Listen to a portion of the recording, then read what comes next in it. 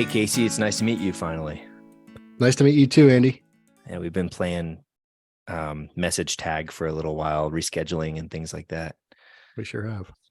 So quick overview. The reason that I want to talk to you is because I heard your podcast and heard some really fascinating people on it who I've now spoken with.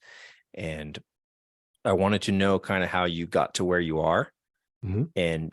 And then I heard a little bit of your testimony about January 6th and what happened on that day. So I'd like to get kind of a lead up to how you got there. Okay. And then go into that situation. So your name's Casey and you live in Florida. I actually used to live in Florida. I recently just moved out to Oklahoma. Oh, right on. Okay. I All did. right. So is that a little bit more free than Florida now? Florida's pretty high up on the free scale. Florida, well, seemingly, there's a lot of laws. I mean, we talked about a second ago before we got on here. There's a lot of laws that are all of a sudden being changed and things that are being done. You know, I'll get into. I really don't have a reason that we moved out of there other than we just my family needed to move. You know, we were in a house that me and my wife bought whenever we were right when we first got married, and we outgrew it. And the market is crazy. I mean, in Florida right now, man, a 1-bedroom apartment's like $1,800 to $2,000 a month. I mean, it's insanity. And we went from like 16 million people in a couple of years up to I think it's up over 22 million people now. So I was just kind of ready to get country instead of all around the city. I'm tired of the city life. You know, we lived in a little town called Melbourne, Florida, and it's right on the coast, literally within about 4 or 5 miles from the beach. So I grew up there. I mean, I was born and raised there pretty much, other than I moved to Tulsa, Oklahoma when I was I went to Bible college out there, and that's where I met my wife. And before that, I actually lived, and you may not know this, Money may not know this, but I actually lived in Israel from, I think, about 19 to 22.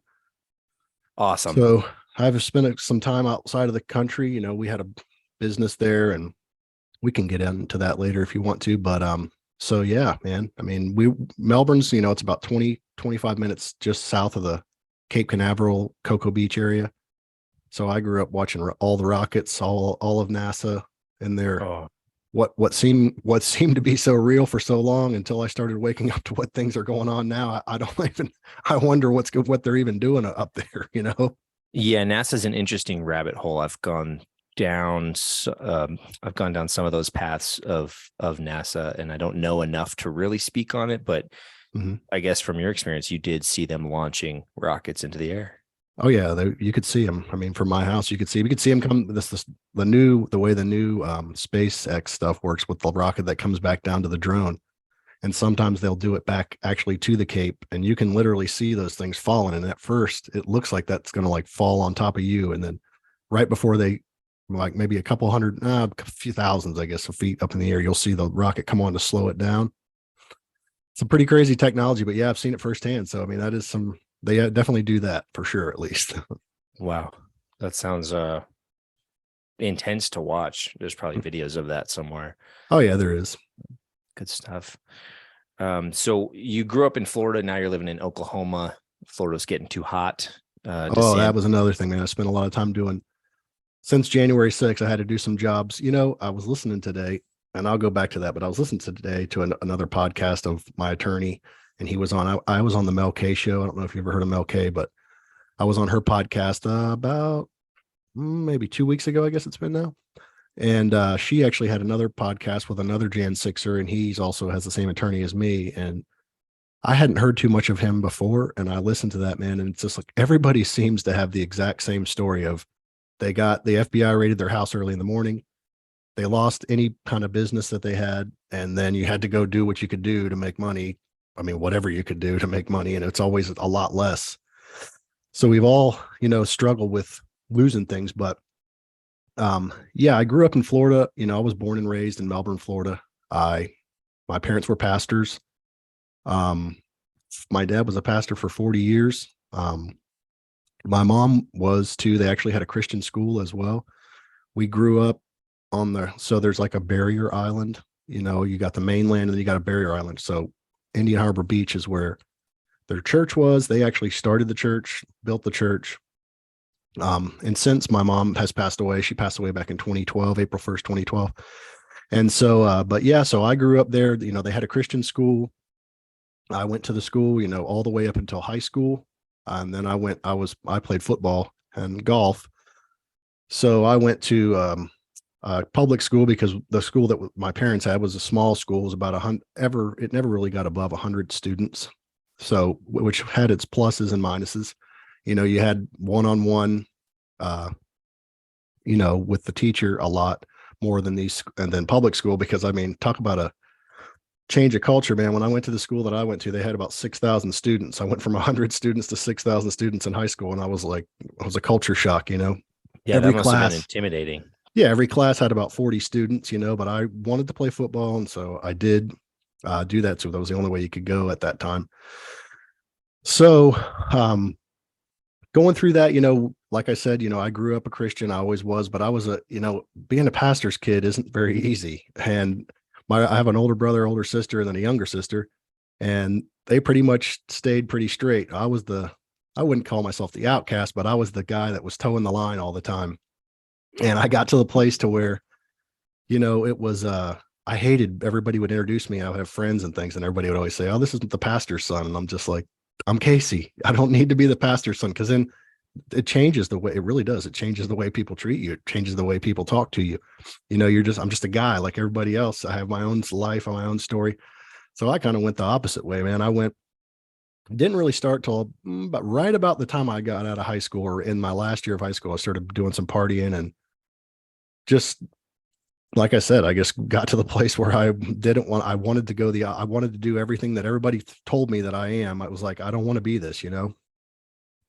So I did. And, you know, I never went too far. I never turned on God. I never got away from God. I never stopped going to church, but I still was, you know, living that life. And, it got to a place, man, where it was like, I was drinking a lot, and I started smoking a lot of weed. And it got to the place to where I was, you know, every single day, it was the same pattern over and over. And, you know, a lot of people say that marijuana is a gateway drug. I mean, I kind of disagree with the fact that I would say alcohol is much more of a gateway drug than anything out there, man, because, you know, you don't wake up the next day after smoking weed and think, you know, what happened to me last night? What did I do? What did I say? Who did I yell at? And stuff like that. Whereas, you know, you don't have blackouts. You just pass out. You're tired. Yeah. I'm not condoning it. Don't get me wrong. I'm not saying that it's okay to do, but you're I'm just telling you the truth. Yeah, I'm just telling you the truth. Excuse me. And you know, and one of the things is, and speaking of telling the truth, you know, anybody that listens to this, I for so long, you know, didn't want people to know certain things about aspects about my life, because it's like because then just no different than being a pastor's son, you know, it's at the same time, it's like, oh my gosh, well, you do this and that. But I learned, the older I get, and I'm 37 years old now, I started to realize the more you open up and tell people about things and struggles, and I really believe that this is something that I really want to come into the church, because, man, there's so many, especially for men, it's so hard for men to be honest about their struggles. And then it actually makes it worse. And sin makes you retract back into yourself, and it just can, you know, it kind of boils up, and it gets worse and worse and worse and worse. And so that's why I'm telling some of these things and a lot of this stuff that you're going to hear, you know, I really have never publicly told anybody these things. But back to so I was doing that every day, man. And it got to a point in time, I lived in it. So I moved to Israel back in 2005. So this was before kind of any of that kind of started. I mean, I guess I drank at that time, but it was never like that. And so, so we went to Israel. What happened was my dad's a pastor. He started taking groups to Israel in the 80s. He started going to Israel, and then he got to where he started taking groups to Israel. We got connected with a guy that wrote the environmental laws for the nation of Israel, and a Christian as well. And so everything that revolves around my dad's testimony kind of was based on the nation of Israel. So 2004, well, I think it's 2005 was the first time I ever went. And I highly recommend everybody to go, not because of any reason other than it will change the way that you see the Bible. I mean, it will 100%. It changes everything about the Bible. And so when we went, you know, I fought it. I didn't really want to go. And usually Question. what you had When you how would you describe that you saw the Bible prior to going? Did you believe it 100%? Yeah, it wasn't that I didn't believe it 100%, but it is that you see it in a different way, because the way you think about things there in real life. I mean, like, I'll be honest, man, Jerusalem's one of the ugliest towns you could ever go to. I mean, they think it's beautiful, but everything's Jerusalem stone. It all looks the same. Everything about, the streets are kind of dirty because there's a lot of Arabs that live in there, and they don't care. They'll just toss their trash right on the ground. Of course, in the news, you don't see that kind of stuff. It's always the poor. They're the poor ones, and they're the ones being bullied. But man, they got mansions like you can't imagine. Their homes look like hotels. They have elevator. Can you imagine having an elevator in your home? They all drive Mercedes. So anyway, but backing up a little bit from there, even more. So after I went there, and it was during the time, I think it was right after Ariel Sharon took the Jews, or signed over the Gaza Strip to the Arabs and gave away that land. And they went in down in that area. And that, man, I mean, that was one of the biggest areas where it's crazy in Israel, because it's really just desert. It really is a lot of desert life. You can go up into the Sea of Galilee area and it's not as desert, but in Jerusalem, and especially south of there, so down towards the Dead Sea and south down towards the Gaza Strip and all that, I mean, it's desert, but they are able to grow plant life. It's pretty incredible. I mean, if you ever heard of drip irrigation, they invented it there. And I know everybody has the whole what's coming on with the Zionists and all that stuff, but what we did was harmless there. So anyway, we went down, and my dad just got so mad about how they took those people out. I mean, imagine if they came and got any Americans on the border or anything like that, took them out of their house, so let's just say Texas. They took all the Texans out of Texas, gave away all their land that they owned, and then stuck them in temporary housing, because this is what they did. So whenever they stuck them in temporary housing, they actually gave them a credit of, like, I don't remember, I think it was a $250,000 that they could take and build their own, or go buy their own house or build their own, but they left them there. It was just, they were stuck. So my dad, so who did they do that to, and who is doing this? It was the Israelis. So the Israeli government, Ariel Sharon was the prime minister at the time, he signed that land over to the Arabs, to the Palestinians. And so once he did that, that's when they pulled them. They had to get out. And of course, a lot of them were like, we're not leaving. And even the Israeli military went down there and took a lot of these people out of their homes, stripped them out of their homes. It was pretty hard stuff to watch. So moving forward from there, it really bothered my dad, and he hated it. So we just got connected. It's kind of a whole big thing, but we got connected with a guy that, my dad said, we got to do something for these people. And so then they said, well, there's these homes that we could start building there. And so my dad was like, really? And so then we found this company in the US, and it was like building steel framed homes. Well, it was perfect for them. And a lot of it was red iron steel. And because everything over there, man, is built out of concrete, everything, the foundation, the walls, you name it. And they know, based on Bible prophecy, that there's going to be some serious earthquakes in Israel in the latter days. And so if that happens, I mean, talk about disaster. I mean, that stuff's just going to crumble. Concrete isn't built to withstand all that stuff. So that's how we were able to, and we went down there, we met with their leader down there. And I mean, I met a lot of really great people. And so I even got engaged while I was there to an Israeli girl. It didn't work out. I'm thankful that it didn't work out. My mom was the one that saved me from that. And that's one of those things, I was able to let that go. And it was like I'll never forget one time that she came to the US and was staying here for a while. And I'll never forget, we were in church, and I looked over at her, and she had this huge smile. That's just how she had a really pretty smile. And she looked at me, and I just heard the Spirit of God say to me, she's keeping you from me, and she always will. And I was like, oh man. And because it's not one of those things that you really want to hear, but for whatever it's worth, whenever God speaks something like that to you, he'll give you the grace to get through it. So to be honest, after that, I was able to let go of that whole situation. And it was some time after that when she went back, she was going to leave. And, I kind of had a clue that she wasn't going to come back, but I was totally, honestly, man, I was fine. And I remember her calling me whenever she was back. She was back there, and she told me, we need to break up or this or that. And I was like, okay, no problem. I thank you for everything, and on it goes. And so, anyway, so that didn't work out. And like I said, it was totally fine, but back to the business, we built a house or two And man, the bureaucracy there is just really hard. It's like some really tough stuff. I mean, that's one of those places that people don't realize, even though America is in the position that we're in, and some of the ways that the government is here, man, the freedoms that we do have still, they outweigh a lot in these other countries. And Israel's not a third world country, So anyway, it didn't work out. And thankfully, honestly, now looking back, we can all say that, my dad lost his home from that. We went through this whole big mess, just putting a lot of money into that, and it didn't work out. But honestly, it was for the best. And thank God that it didn't work out. So once I came home from that, I was home for a while, and that was kind of my party days, man. I was just in a dark place. And, my mom had been sick when all that stuff started. So about 2005, and she had a huge tumor removed from her stomach. It was like a 20-pound tumor. And they told her that it was one of those things that it's going to come back again and again. And there was no treatment, which now, knowing what the treatment is what killed her, but there's no treatment at all to heal her, and medically. So my mom, we believed God that she was going to be healed. And, they cut out what was there, and, she didn't keep going back. The guy said, you can keep coming back and we'll keep cutting it and cutting it. And she's like, well, I don't want to spend the rest of my life with, because it was a pretty big deal. It's a pretty big surgery, and people cutting on you, and then all this recovery time.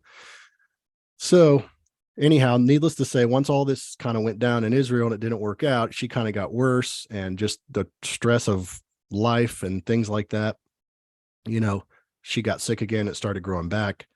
So at that moment in time, and I'm telling you this I'm getting to a point here, but at that moment in time, I had a time in my life where I really was just so frustrated, and I didn't know what I wanted to do. And I was about 25 years old, and I'm like, man, I just, I don't know what to do. I was working at a dental lab, making crowns and bridges. And I was like, this isn't what I want to do with the rest of my life. And I knew, man, since I was a kid, I was called by God, had a calling, and I always felt called. And people used to tell me, oh, you're going to be a pastor when you're going to be a pastor. And oh, no, I am not. I do not want to do that.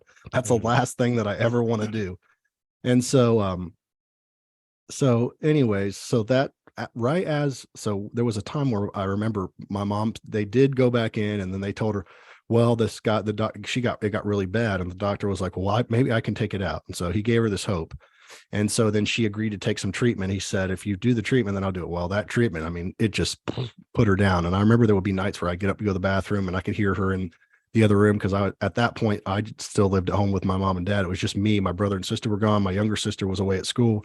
So I hated it too, for what that's worth, because I was 26, and nowadays that's kind of normal. That's not so abnormal, but yeah. But anyways, so, I just remember hearing her in there, and I was like, gosh, there's nothing I can do to deal with that. It's hard as a guy, and all men, you want to be able to do something about a problem. You can't, that's the way we're wired. And so I remember going back to my room that night. It was probably, 2, 3 in the morning. And I'm just like, God. And I talked a little bit about this on my last podcast that I made, but I'm like, God, I want to cast my care to you. And the Bible says in 1 Peter 5:7, cast all your cares to him, for he cares for you. And I'm like, I don't even know how to cast my care. I don't even know how that even works, because, okay, I cast my care to you. So I said, Lord, I know there's nothing that I can do about this. I know there's no way for me to heal my mom. There's nothing I can do to change this, but you can. And whether she lives or whether she dies, Father, I just want this weight off of me, because it was just paralyzing. And so, I went to back to bed that night, and I didn't think anything about that for a while. And a couple weeks later, all of a sudden I realized, like, I never had that worry or fear or doubt ever again. So it really does work. So if you're ever thinking about how do you do that, that's how you do it. And the Holy Spirit, it's his job to take it from us. We can't physically do it. Yeah, you have to ask. That's it. And so, going back to where I worked at the dental lab. And so there was a day, man, where I was outside. I was a cigarette smoker at the time too. Another bad, stupid thing to be doing. And so I got up there's a chair outside I was sitting in, and I got up and I turned around to go walk back inside. And man, I had my heart started just like boom, boom, boom, boom, so bad. And I mean, it started getting to my head. And the last thing I remember was sticking my hand on there was like a bench there, or it was like a desk type thing. So I stuck my hand there. Next thing you know, I just felt, and like I said, it was during this time where it was just a really dark time in my life. And I mean, it was just like the most euphoric feeling. All of a sudden, there was no pain, no worry, no hurt. I didn't think about anything negative. And I'm just like, oh my gosh. And so I looked kind of to my right like that, and I saw the feet of a man. Don't know who or what it was, but I seen somebody come in the room and said, Casey. And as soon as I saw it, and as soon as he said that, he walked out. And then all of a sudden I'm like, where in the world am I right now? Because I start thinking like, what is going on?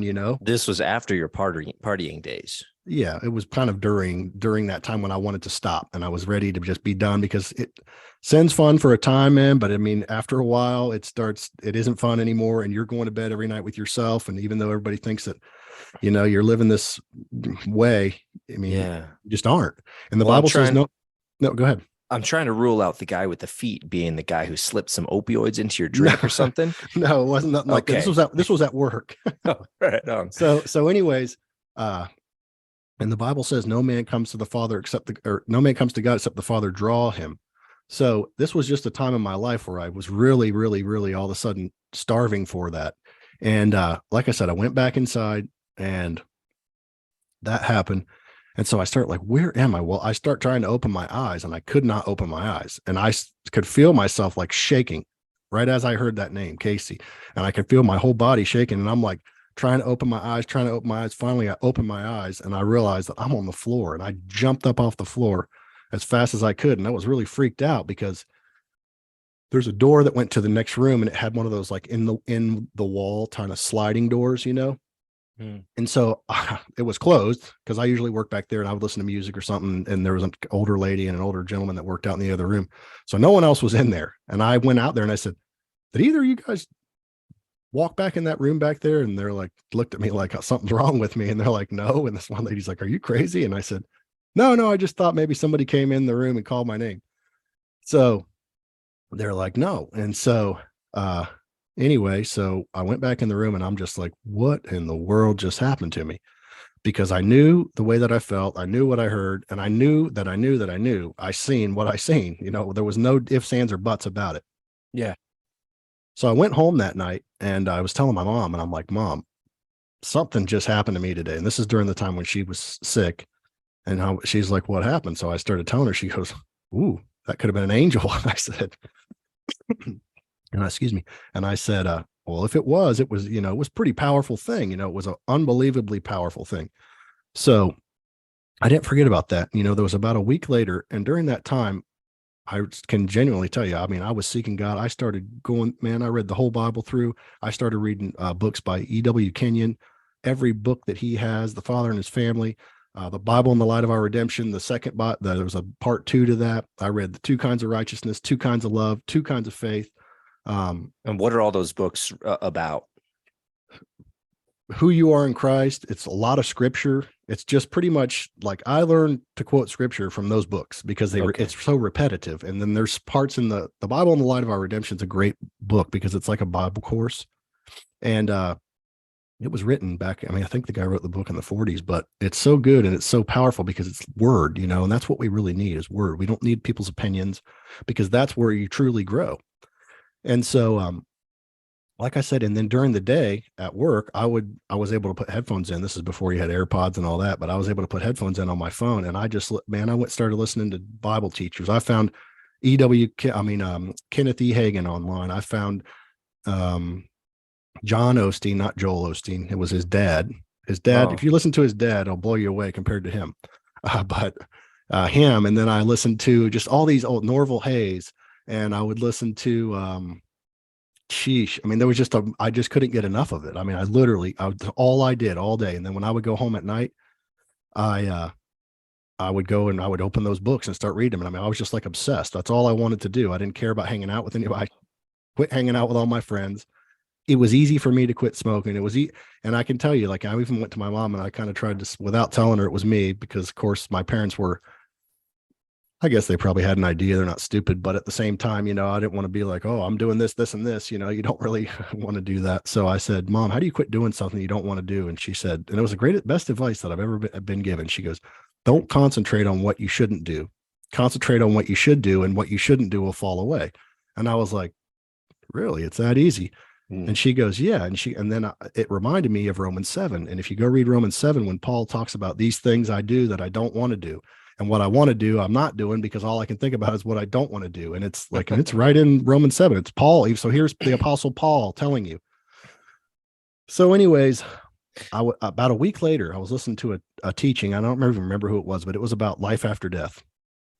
And all of a sudden I heard that same voice again say, Casey. And I turned around, took my headphones out, and I turned around in the room. Nobody was in the room. So this is audible. You're hearing this like with your ears, basically? Yes. It was more like with my spiritual ears the first time, because I didn't know where I even was. But the second time I heard it audibly because I pulled my headphones out. And so I heard that again. I heard Casey. And then, and it still kind of chokes me up. So forgive me if I get teary eyed about this, because it was so real to me. And I heard I was like, my mom even said, we ought to go do what, I think it was whenever it was Samuel, was it? And when he was talking, and he kept hearing an angel come to him. And then finally, Eli told him, when it comes the next time, say, speak, Lord, your servant hears. And so I laughed when she said that. And I'm like, this is you, God. I'm listening. And so all of a sudden I heard, just as audible as Casey, you want to know what that was that came in the room? That was me. And then I heard him say, I'm calling you out of darkness and into light. And I was like, it was just something that I'm start sobbing and sitting at my table, kind of like I'm sitting right now. And one of the guys that works there, he comes walking in behind me, and he's kind of a quiet guy and stuff like that. But he saw me crying, and I was just like trying to get myself together. And I knew he was just assuming, because he knew my mom and he knew what I was going through. So he probably just assumed I'm just going through a tough time right then and there. And so, because for what it's worth, my mom wasn't just my mom. My mom was my spirit. Like, she was like a spiritual mother to us. She was my school teacher. I wasn't like a mama's boy in that way. I was really actually a daddy's boy, but she just was because my mom was so strong in the word of God. I can tell you both my parents were, that's what I grew up under. And so, when he said that to me, and I'm like, oh my gosh. And so then about a day later, I happened to be reading Peter. And in Peter, that very scripture is in there, where Jesus calls us out of darkness and into his marvelous light. And I'm like, so here now I can't deny that it was God, because why would the devil tell me that, And so I went home that day, and I started crying. I was like, Mom, this is what happened. And she said, I told you.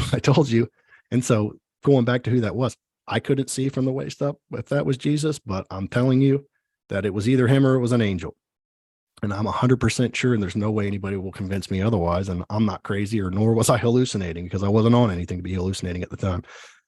So then after that, I just started getting this, and I really just kept in the word. And, even in those books, there'd be times where in the book it would say, stop reading this and go read the first 10 chapters of Genesis. And I'm like, kidding me. So I would go and read the whole and then it would go a couple more chapters, and it would say, now read the second 10 chapters, because it would go for 1 to 10, 10 to 20 to 30, and then it was 40 to 50. And so I'm like, man, but it didn't matter to me, because it was just so rich. It was the first time, even though I grew up in church, I grew up with my parents being pastors. It was the first time in my life that all of a sudden God was real, and I knew he was alive, and I knew he lived in me. And it was like, it changed my life. I quit hanging out with all the people. Everybody would call me, all my friends that I would go out with, come on, you want to come out? And I knew that it wasn't that I didn't want to hang out with them, because to be honest, those were some of the most real friends that I've ever had. It's sad that the worldly friends are the most real friends, and the ones in the church, as quick as you do something, they're the first to just, slap you in the face. Dude, yeah. It's really sad, and it shouldn't be that way. I mean, I can just give you some stories once we get into the January 6th stuff. It's crazy. Well, that's one thing about the church today that is problematic, in my opinion, is you go to these church, and there's this feel of like, almost like political correctness, like social, spiritual, political correctness. That's right. And that's kind of, it's kind of overshadowing. It's a religious spirit is actually what it is. It's religious. It's the same. It's the exact same spirit that the Sanhedrin had back in the Bible when Jesus was performing miracles, and they're saying, you can't perform a miracle on the Sabbath. And he said, is it not God's will for him to be healed? So it's a religious thing. It's rules and regulations, and it's foolishness. Yeah. So anyway, so I just got to the place. Well, then April 1st came, and my mom had an instant where it was just like it all happened, just boom. And within a day, I mean, seemed to be turning the corner, seemed to be getting better, actually. and for like 2 weeks. And then one day, and all of a sudden she was just in the, back in her room. She didn't want to come out of the room. A lady that knew her for a long time, one of the teachers that was a teacher at our school, she was back there with her. And she said that my mom told her that day, she said, "Did you change your mind?" And my mom said, "Yes." And she goes, "You changed your mind?" I mean, so as quick as my mom wanted to just be done fighting that battle, she was done. And so I'm a firm believer of, man, we have a, God gives you that opportunity. If you want to live, I mean, even Paul said, "For me to die is of gain for me, but for me to stay here, it's better for you guys." And so my mom got to that place and she saw that my dad was every single day taking care of her, and he would do it all day while I was at work. And then I'd come home after work, 5 o'clock, and he could be free and go do what he wanted to do, because I mean, it's tough. And anybody that's ever been through that, you realize, like, you become a caretaker. It could be the best of times in your life because you feel so accomplished by doing that. But at the same time, I mean, it can really wreck your life once that's stripped away from you. So anyway, so that day she had to go to the hospital. She stopped. I was the only one home, and standing there talking to her. And she goes, "Oh my gosh, I can't breathe. I can't breathe." And I was like, "Oh my, don't do this to me." Like, I don't know what. So I called hospice, and they start telling me, in essence, like, they knew that was it. I didn't. And I still didn't believe it, because we went to, so she got in the ambulance. They went back and they even mentioned to us, "You guys should do a DNR if, because she's already on that." And we were like, "What?" So anyway, we went in there, man, and she was already unconscious, laying there. I'll never forget it. And they said something about her medication. And my dad was like, "I'll go home and get it," because we just lived 5 minutes down the road. And while he was gone, I called him and I said, "Dad, they said just come back. It's too late." Your mom had told you not to resuscitate her? No. The hospice people? It was actually the paramedics that did, because so evidently during that time from the ride to the hospital, like I said, we were just stupid. We had gone through that a few times where she had to go to the hospital. They did this or that, and then she was okay, go back home. So we just assumed it was going to be another time like that. And like I said, the hospital was only 5 minutes away, so it wasn't that far. And my dad wasn't even home at the time. So anyway, so I called him, and it was like the hardest call, because I'm like, "Dad, they said she's gone." Well, anyway, so she was sitting there, and I saw, man, I've heard people talk about the death rattle, all that stuff. I mean, I literally was holding my mom's hand when she went through every single bit, all the way down to her hands, turning in like that, because your body starts pumping the blood to your main organs. I mean, it's the first thing to go is your limbs, because it's trying to get the blood to your organs, keep it going. And so finally, he came in, and I'll never forget it. It was like almost a flat line. As quick as she heard my dad's voice, like, it started going to where she was like, she knew. It was like all of a sudden she was back to life. I don't know, my dad's voice. So he said, you can go to heaven and we'll be okay. And as quick as he said it, boom, she was gone. Oh, and it was just that fast. Man. So anyways, so we're sitting there, and I was one of those guys, man, I wanted to cry and cry and cry and cry, because I didn't want to hold on to this for the rest of my life. I want to deal with the problem and be done with it. So I did. And I just got to the place where I cried, and just to where I didn't have any more tears. And, so went through that. But as soon as my mom passed away, I just had this feel and like a desire in my heart. And my sister had already been at the same Bible college for the previous 2 years leading up to that. And she kept trying to get me to come out to Tulsa. And I said, "I will never go out to Tulsa. Anybody listening, don't ever say you'll never do something, because you will be in that position as quick as you say it. I don't care what it is." I used to say I would never drink alcohol. I used to say I would never do all these things. And I did. So anyhow, going forward from there. So I had this desire, man, and I wanted to go. And so I went to Bible school, and, I came out to Tulsa that summer, because she came home and she goes, "You could stay at my apartment while you're there," because nobody was there, "and just see, and I highly recommend that too. A lot of people move places just on the spur of a moment. Go check out the land, just like the Joshua and Caleb in the spot. Go check out the land before and see. You'll know. You'll have a knowing inside, like yes or no." So I did. I came out here for 2 weeks, and about 2 or 3 days in, I called my dad, and I'm like, "Dad, this is where I want to be. I want to come out here." And he's like, "All right, well, let's do it." And so then I put in my application and all that, and it all worked out. And so by July of that year, so April, May, June, July, that summer, I moved out to Tulsa, Oklahoma. So I started Bible college that year, and just excellent, at Rhema Bible Training College. Great curriculum. Everything about it was, it was just so impactful. For me, it wasn't so much, like I said, I was already in the Word just every day, but it was more to me about being around people and like-minded people. And like I said, I met my wife out here. And I finally took my mom's advice on dating. You know, she used to always tell me, don't go date a girl just because you're attracted to her or whatever. Get to know her first, become her friend. Then you'll see if you want to have a relationship. And that's exactly what happened with my wife. I mean, we started becoming friends first. I got to know her. I hung out with her in group settings, not on purpose. Honestly, it wasn't on purpose, but it was never at the same time. I was just at that point. It's funny how you want some to be in a relationship so bad and it doesn't happen. As quick as you quit caring, it's like it happens in that moment. It's that way. So once we got to that place, or once I got to that place, so we started dating for a while, and it was great, and then she stayed around that year. Our last year, she stayed an extra year. So I stayed out here. I got a job working for DirecTV. And man, let me tell you, don't ever get a job working for any of those cable companies, man. Yeah.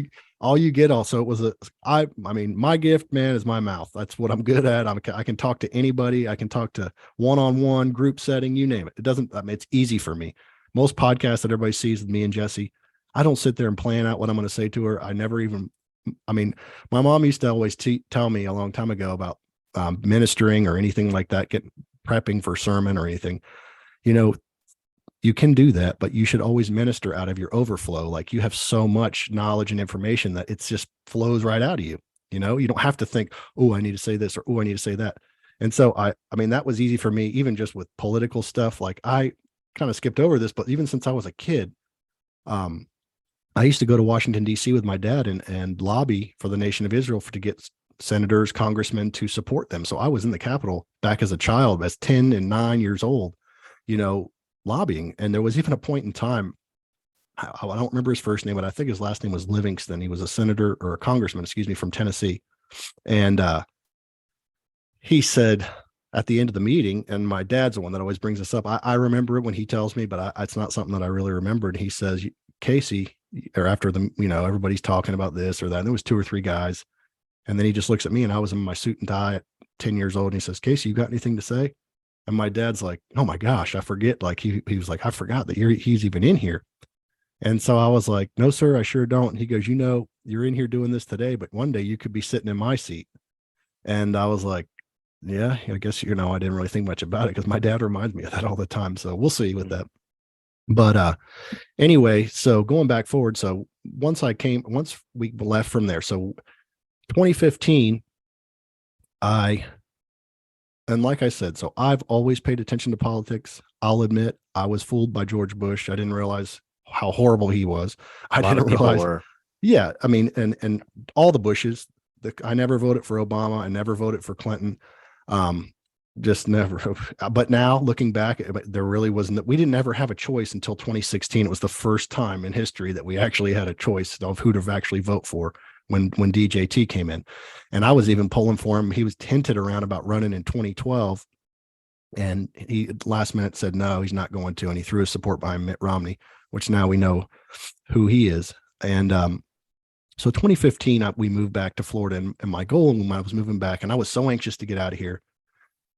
And looking back now, well, I shouldn't have been, but we moved back I took Ruth, we moved to Florida, we got married that year. And the reason we moved back was because we were going to take, my dad's at that point, the church, they didn't have the building anymore. After my mom passed, my mom did everything. She was administrator of a school. She was a co-pastor with him at the church. She did all the administrative work. My dad never had to do any of that. And so when she passed, it was like, it was so tough for my dad at that point. It was just hard. And so, so I came out to Tulsa, Oklahoma. And the reason that I did was to intentionally go back and, to kind of take over from my dad, and he would pass it to me, and then I would grow it back out to what it was. It became to where he was just having a Bible study at his house.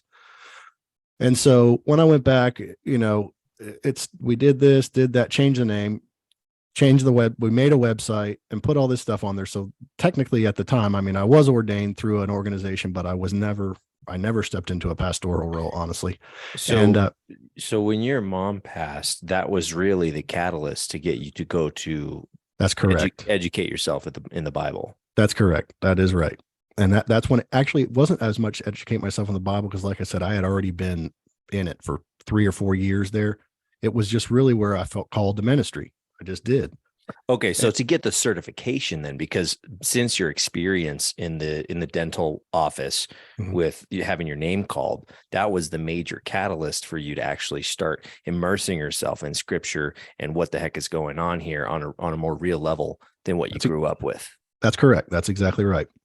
And so once I went back and then there was just this happened, that happened, my wife wasn't the most gung-ho about that. And it was like, this is not going to work out. This is just not going to work out. And so I spent 7 years, dude. I spent 7 years. And anybody that hears this, please listen from my own life experience. If all of a sudden it's not going to work, get out of the situation that you're in and just say, hey, it didn't work out. I wallowed in, I failed. And I didn't fail because I never really even got the chance to, have something. And so I sat there and just wallowed in it. And I dealt with this and that with family, and it went on. It got so bad, man, to where, and this is one of the things that maybe maybe you don't know. I really don't know. And I know that they might try. I'm going to get this out in the open. So I'm going to, I seen the movie 8 Mile when I was out of high school. Did you ever see that movie? At the very end, people can say what you want about Eminem. I understand now. If I was stupid then, I didn't know. But anyhow, there's a part at the very end of the movie though where Eminem comes out and he's about to battle the last guy, and they're sitting there and they're talking, and then his Cheddar Bob comes up and he's like, hey man, you know what they're going to say about you, don't you? And he's like, what? He said he's going to say this about your girlfriend. He's going to say this about me shooting myself by accident, and all these things. And then all of a sudden you see the light bulb come on. He's like, oh, you're right. So he goes first. So he just started naming off all the problems. So by the time that he got done, he drops the mic. The other guy comes up. He has nothing left. He has no fuel. So 2018, man, December 2018. And I'm not going to go too far into detail about this because it's personal in some ways, but I just want people to be aware of this because it was in the news. And this is one of the things that really ticked me off, and the way they wrote about it in the article, couple news articles, it wasn't the way that it was. But in December 18th or December 15th, I can't remember, 2018, I got arrested for disorderly conduct. And it was something that happened between me and my wife. It was nothing like it seemed. It was a bad, dark time in our marriage. And if you really want to go into the detail of it, you can honestly Google my name and go look up all the derogatory things that they tried to put against me. But well, you know how the media works. I mean, I do. It's sensationalism. It's right. Whatever's going to get people to read this. Doesn't really matter. You don't matter. They don't care about you or what actually happened. They're just like, oh, here's a jump off point. What can we make out of this? That's right. So it did happen, and it, like I said, it was something my wife, it was just like I said, I don't want to get too far into detail, but we worked our problems out. We've had 2 children since then. But I'm saying this to tell you, I wallowed in all these things, and it led to some deeper, darker times when I should have just threw in the towel and said, okay, let's try it. Let's do something else. After that happened, man, I almost went out of work. I was out of work for 1 year because I didn't want anybody to know that happened to me. I mean, I had the police show up at my house at 12:30 at night. I was in my underwear because I had no idea who was knocking at my door after this had happened. My wife wasn't there. She was staying somewhere else. And this guy comes and he's like, starts asking me this and that. And I'm like thinking, what in the world? He didn't let me put any pants on or nothing, no shoes. So I'm barefoot as well. Walked me right to the car, took me in, thought he was going to make an example out of me. And it was just a really, really, really, really rough time, man. I mean, I sat in the corner of a jail cell with about 15 other guys. Of course, they're looking at me, laughing. Because they like, look at that, man. They didn't even let him put his pants on. And I'm like, no, they didn't. And it was ridiculous too. I mean, it wasn't even like, the situation was not what it seems. And, but I'm saying that because I'm telling you that God's greater than these things. And so I spent another 2 years. Like I said, I spent a whole year almost out of work. I did have a job, but it was a part-time job. And, but I never wanted to go anywhere where someone didn't know me and tell them, hey, I got arrested for this, because it was pretty humiliating. I mean, it's a humiliating thing. Yeah. And so me and my wife had time. We had to work through that. And like I said, it wasn't long after that I ended up she ended up pregnant again, and we had our second child, Evie. And so come 2020. So getting back, go ahead. Before you get into 2020, a couple times you've mentioned a 7-year span. Mm-hmm. And what exactly is the 7-year span of you being down in like a dark place mentally? Is that what you're? It wasn't like the first time around. No, it was just the time that I moved back from Bible college to go back home to do what I was going to do. So it was 2015 to 2022. That was why I say it was a 7-year span. Okay. So getting to 20, so then things started changing in our personal life, and it was getting better. And we went through some counseling and this and that, and worked our way through it.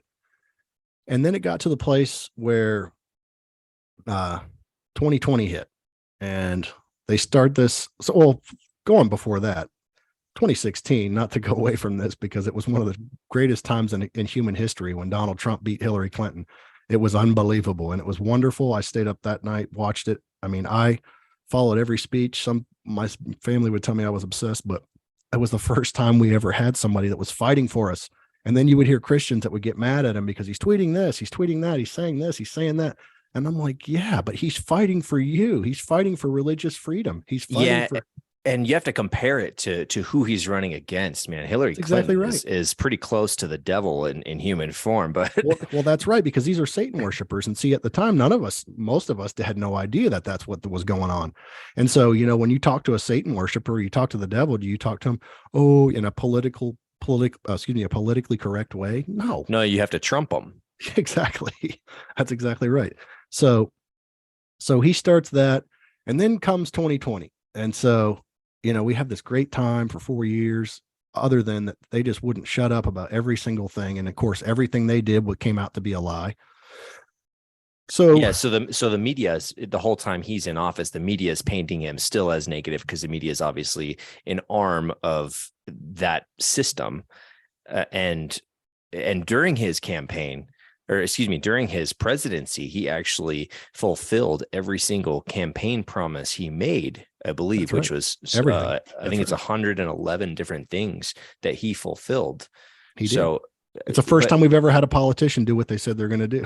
It's crazy. But if you look at the surface information, like I during that entire time, I was in a space in my life where I had stepped away from giving my attention to politics, to media, to any of it. So I just I see another buffoon that's playing that game. Mm-hmm. But then now, post-Trump presidency, I'm looking into stuff. I'm like, oh, he really did some stuff. He really did some good stuff, and he fulfilled his promises.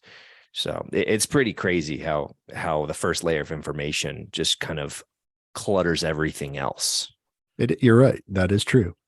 And so going back to, like I said, that happened in 2018. So then we come to 2020, and this election happens, and there was no way anybody was going to convince me that he lost. And we knew they were going to try the ballot harvesting. We knew they were going to try to cheat in the election based on the whole reason they let out COVID. I mean, there was multiple reasons, but one of the main reasons was so that they could get everybody to stay home and then start this mail-in ballot stuff. And he called it out for however long. And so we got to the place to where 2020 happens, and I could go into all the things that happened that go along with it, but just to highlight what happened with that. So that they cheated and they stole the election. And I was like, I can't believe this is going to happen. And so every time, you got this going, you got that going, we're just going to go to the Supreme Court. Supreme Court's going to overturn it. Goes to the Supreme Court. They do nothing. It goes to this, they do nothing. And I was just like, there's no way that this is going to be what it's going to be. So he announces they're going to have this rally on January 6th. And like I said, I've been to DC many times. And so when they announced they're going to have that, I wanted to go, but I didn't know whether I was going to go or not. And so my dad had a friend that we went with, and he said, he wanted to go. And so I was like, all right, well, I definitely would go, because I've been to a few Trump rallies in Florida. When it comes to January 6th and all the events that took place leading up to that, I am pretty uninformed. So you're saying Donald Trump actually said something about having a rally there? Said, hey, we're going to do a rally? Yeah, they had this, it was actually I think it was Women for Trump that did this rally called Stop the Steal. That was the whole theme of the thing. So when he was going to speak at it, it was at the Ellipse, right, which is right out. I don't know if you've been to DC, but it's right out in front of where the White House is. And so there's just a big, big grassy area. So we got there on the day before, and when we got there, it was pretty crazy because, of course, that was still the same. That was in January of the next year, so they were still pretty heavily like COVID. There was nobody out. I mean, there was nobody out. There was nobody on the metro, which was. I mean, I've been to DC before at 5 o'clock on a work day, and you can't even hardly get on the metro. It's so packed full of people, and so finally we go, and we were out that night on the Thursday, or I think it was a Tuesday night, was the 5th. And so we went around, and they had some events, here and there. And, it was so nice to be around like-minded people and be around other Trump supporters. It was just, it was a great feeling. And so we went back to the hotel that night. We got something to eat, got up the next day, no intention of even going to the Capitol at all, because I didn't know there was going to be anything that was even going to happen there. So you're just going there for a rally because you That's it. Understand that the elections were fraudulent. That's correct. Okay. So when we got to the rally that day, I mean, man, it was just as far as the eye could see of people. I mean, it was just so many thousands, hundreds of thousands of people. And, we actually even walked from one side of the people to the other. There was no pushing. There was no shoving. I got to the place to where there was other speakers that spoke, and I don't really remember some of them, but before Trump came to go speak, he was late. And now, I mean, I believe why he was late was intentional, because I think he had an idea what they were going to try to do up there. But he told everybody, so we got to the very front. We waited through the security to get to there was like a gate, and you had to go through Secret Service to even get up to the area where the stage was. So Trump was actually there, and he actually spoke that day. Yes, he did. I've not even heard that. Really? No, he spoke. So we went up there so we waited in probably like an hour to get through the line, to get all the way through, because they were patting people down. You couldn't take any bags or anything up to the front. So we didn't, well, luckily I didn't care, wasn't carrying a bag anyways. So, but there was one of the guys that we were with that was. And so when we got to the place where we were going to go up front, he comes out and he did his thing. And that day, now remember, that was in January. So it was cold. And I mean, that day it was windy, and I mean, it was blistering cold. So we stood out there, and he was even I don't remember what exact time it was, but my dad was like, "You want to go now?" And I'm like, "No, we came all the way up here. I want to listen to him do all the way to the end. We will make America safe again. We will make America strong again. I want to see him dance to YMCA. I'm not leaving here until we watch all that." So that happened. We got to that. And by that time, it was like after 1:30, it was already, way late, which was already totally does away with the whole intent to impede Congress that they're trying to charge me with. So we went, we waited all that time. So then when we went out, one of the guy we were with, he says he had a bag, and it was just a small bag. And now this is how crazy that this is. There was bags piled probably 6 feet high. That's how people weren't afraid that nobody was going to steal their stuff. I mean, it's crazy. Yeah. So there was no pushing, shoving, none of that. It was like a love fest, honestly. Wow. So after we got to the place to where he got finished, we went back out. The guy we were with, for whatever reason, his bag got either misplaced or there was nothing in it for somebody to steal. So we couldn't find it. So we had to sit there and look for that for, another half hour. So we looked around for that. And then at the end of the speech, President Trump mentions, we're going to go down to the Capitol and peacefully protest our right to, against this fraudulent election, hoping that they would send it back to the states, hoping that we were going to see history made, And so I was like, oh, okay, we're going to go down there. So my dad and this other guy, we start walking after we looked forever. So we start walking down through there, and it takes about 20 minutes to walk all the way down there. It's not that close. So how many of these hundreds of thousands of people did that walk? I would say everyone wow. that was there. Wow, because by the time we got all the way down there, you couldn't see the Capitol building. There was like the steps or any of it. It was just a sea of people everywhere. And most people were just standing, they were just standing there. There was people with megaphones preaching. There was people singing, that you name what crazy Christians do. And there was a lot of them doing that. So the end is near. Yeah. By the time we got all the way down there, I want to say it was after 2:30 ish time frame. I don't know exactly, but so we start walking up through there. Well, there was no barricades. There was no police out there telling anybody not to go up walk around that area. There was nothing. It was just thousands, hundreds of thousands White of people House? at the Capitol. Oh, okay. At the Capitol.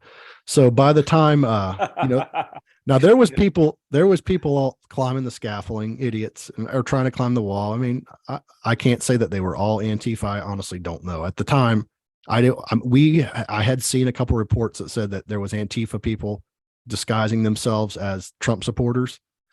And so, you hear a lot of things, and I pretty much pay attention to most things, politically speaking. And anyhow, so we go up and we walk up around the side of the Capitol, and I mean, they're climbing the wall. I'm like, there's steps. I don't know why you guys are climbing. So we just walked around the side, and we stood out front of it for a while, probably about a half hour or so. And finally we got to the place to where he said, or no one said anything, but we got up there and it was freezing cold. And I said, I have to go to the bathroom. So there was a door where we were standing outside the backside of the Capitol, the side that faces the Washington Monument. So there's the other side is the Supreme Court side, which is where the big rotunda and all that is.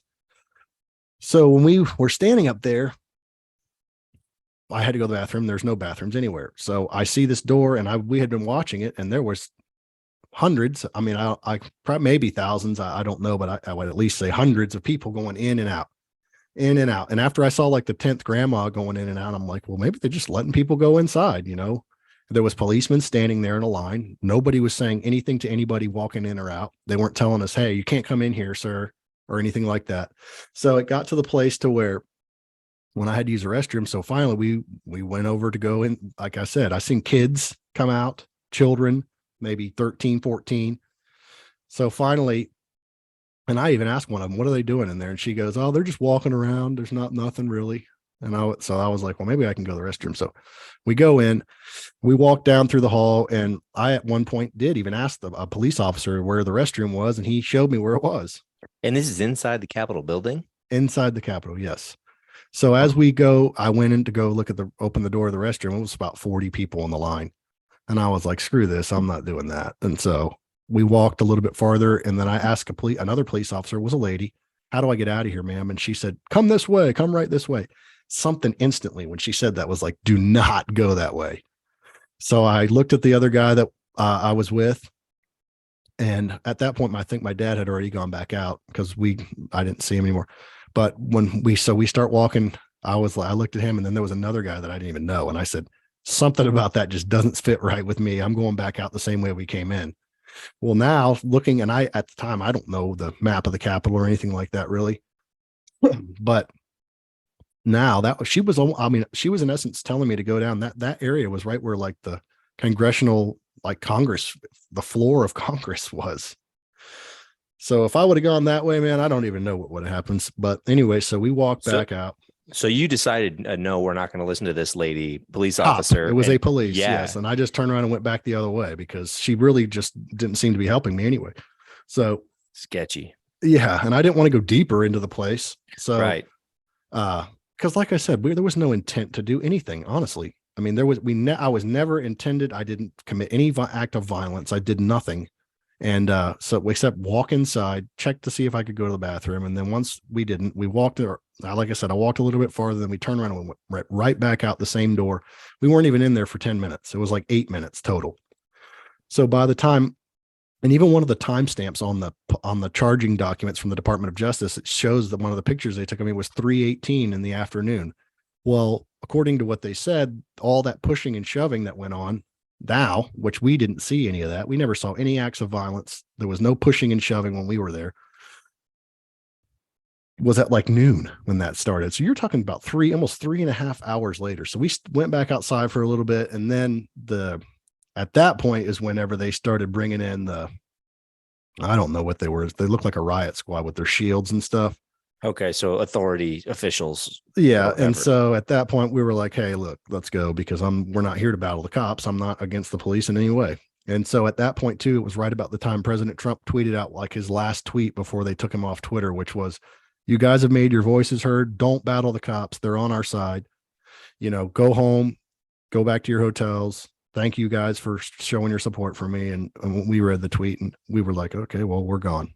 So with that timestamp difference, it's just like they're trying to just like lump you in with these few people who did start causing problems, like the Antifa thugs that were the ones that busted open the door. And then, so just finishing out that day, we went back to the hotel that night. Then we get back to the hotel, we turn on the news. All you hear is insurrection. We were like, what?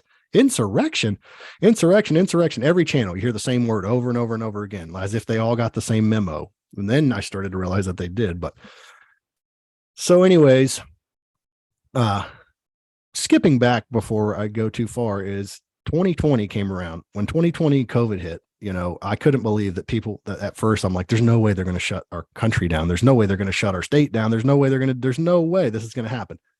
Slowly but surely it happened. And I'm like, this is unbelievable. So there came a point in time where my wife, and I don't remember how she even got a hold of it, but it was originally on YouTube. It was a series called The Fall of the Cabal by Janet Ozenbard. That's kind of a dense subject. Before we go into that, can we finish some of the January 6th day stuff and then the events that happened after, or does this need to precede that for information? No, I can finish the January 6th stuff before that. Okay, because I got some questions. We got okay. All right. Because I know you had asked, you wanted to know how I met Jesse and all that stuff too. So I'll go backwards at that point. So finishing out that day, we went back to the hotel that night. We went back home. Wasn't that we were there an extra day? And as a matter of fact, we were in the area, and because you go down there. Well, then that's when we started seeing the National Guard coming out, and then they start building the fence, and we're like, why didn't they do this before? Why are they doing this now? Why are they building the fence now, putting the stupid fence up? Now they got National Guard out there. Why were the National Guard not there originally? That's the next day. The next day, January 7th. Media optics. That's why. Exactly. And on top of that, if we, at that point, we had no idea that they already had word that there could be something that went on and on and on and on. So we go home Friday morning, early that morning. It was a January 8th. I'm pretty sure it was a Friday. And so we get back. Well, one of the guys that we went with, he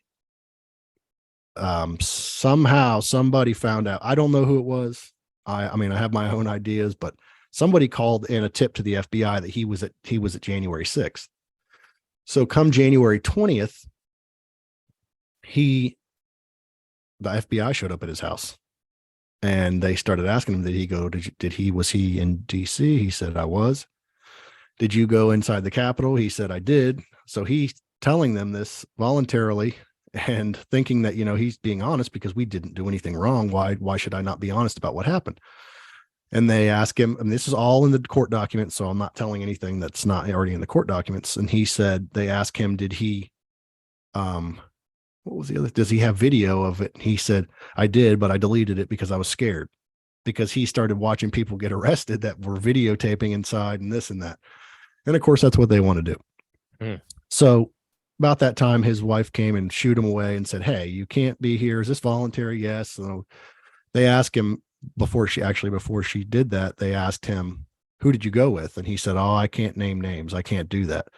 And he said he went with his pastor. That's what he said, because my dad was his pastor for 40 years.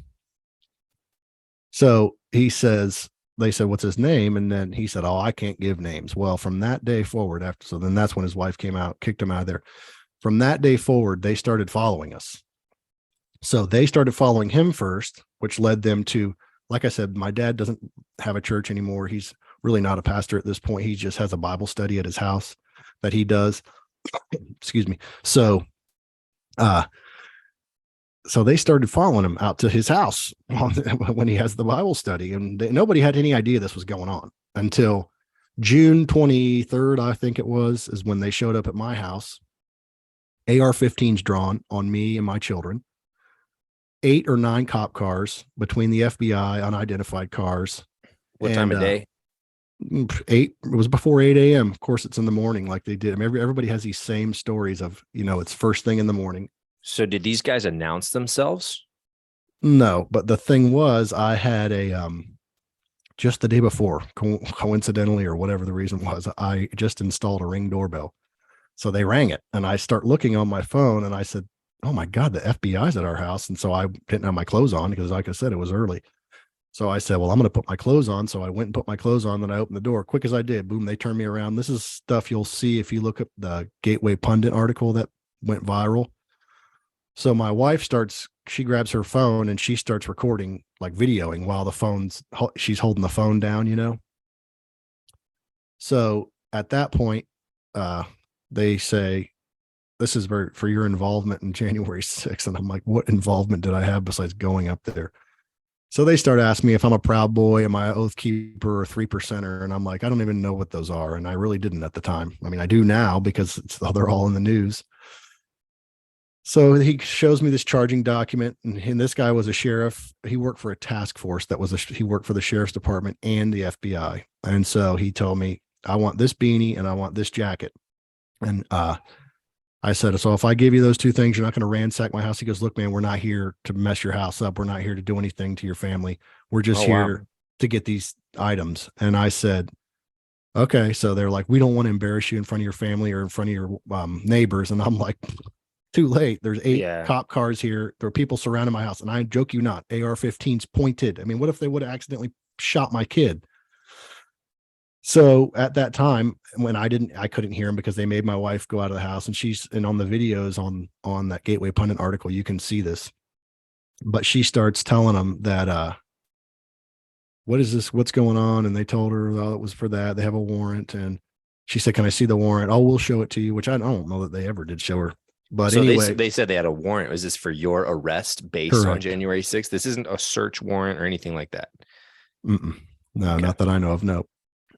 And so they came in, they let me go back inside. And then when I went back inside, I took them in there to my closet and I gave them the beanie and I gave them the jacket. And so then after that, they took me back out, and the guy tells me, he's like, hey man, just want you to know, you're going to come home tonight. He told me I was going to be home that night and that I would go to, everything that was going to happen, literally. But the questions that I had to answer on the way over there, it was like the craziest stuff, man, that you can even imagine. How much my water bill was, how much my power bill was. I mean, how much money I have in the bank, how much money do I make, you just name the questions, and they were so evasive. It's unbelievable. They were asking you those questions? Asking me all these questions. And the first thing I said was, I'm not talking about any of this. I want a lawyer. I'm not talking about this. Why do you suppose they would ask questions like how much your water bill costs? The reason that they said it's because they're trying to see if I'm qualify for a public defender. That's why.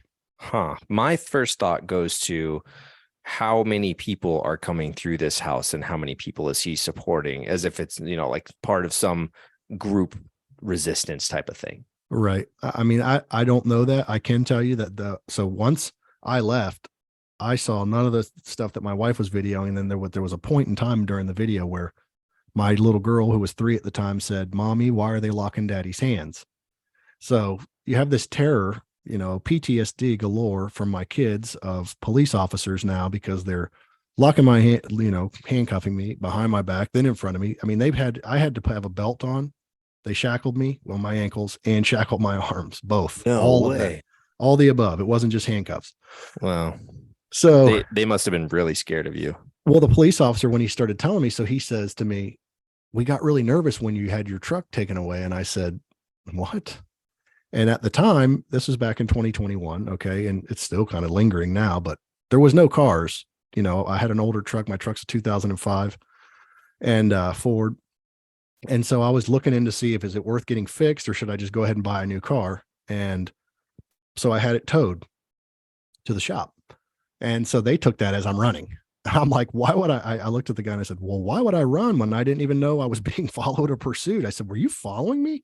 And he goes, yeah, we were. And I said, you've been following me? Like, you've been sitting outside my house for 8? I mean, like, I'm thinking private investigator. He's sitting outside my house for 8 hours a day. And he goes, well, let's just put it this way. I know you went to Home Depot the other day and got a piece of wood and came back home to your house. And I was like, you followed me to Home Depot? He goes, not only did I follow you to Home Depot, I went inside, watched you make the purchase, and came back. And I said, well, I was buying a 2x2 for my chicken coop that I had built in the backyard for my chickens. Man, he really had to let you know how much of a sleuth he is. Yeah. So then I started thinking, you guys have been following me and I'm like, well, if you've been following me all this time, why are you asking me all these questions if I'm a part of any of these gangs or any of these things? Because you would already know, because this has been going on for 4 or 5 months, So, and funny enough, all the things that they used to put me at the Capitol was what? Geo-tracking. It's the same thing that 2000 Mules that they used in the 2000 Mules documentary to prove that there were all these, what they called mules that were ballot harvesting.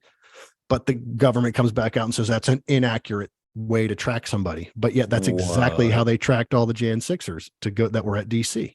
Hypocrisy is off the charts, man. It is. And it's actually extremely accurate. That's the whole thing. That's crazy. It sounds to me like this, like FBI crew that had to come and arrest, excuse me, had to come and arrest you. From what you're saying is like, hey, we're not here to embarrass you in front of your family or to ransack your stuff looking for anything, and you're going to be home tonight. It's that type of stuff to me sounds like these are good guys trying to do their job that were told, hey, you got to go pick this guy up. Well, they did tell me that they were just following orders, and I said, boy, does that sound familiar, Yeah, that's when the I would unfortunate say, I'm thing, done. man. I quit. I can't do that. I can't go start picking up people with their kids pointing guns at them. That's the unfortunate thing, because I was growing up hanging out around police officers, wanting to be a police officer for most of my childhood, my teenage years, going on ride-alongs, things like that. And then, my dream would be to, I want to be in the FBI or the CIA. I want to get to the highest degree of protecting this country that I'm capable of doing. And that's what it looked like. But now you see this stuff is coming out about collusion with big tech and social media, and it's always under the guise of it's for your safety, it's for your security. But that hand has so far overreached what it is meant to do. It's terrible. It is. And so, like I said, there was a time in there too, where, they had one of the cops or one of the FBI agents, after I was gone, I didn't know this, but when I got home that night, my wife told me. She goes, they broke our bed. And I was like, they broke our bed? What? Because we had one of those beds, it was wood framed. And then there's, the slats that stick inside the wood on the sides, you have like the little hooks. And so she said, yeah, they broke it. He tried to lift up the bed. And I said, what are you doing, sir? And he goes, I was looking to see if anybody was under the bed.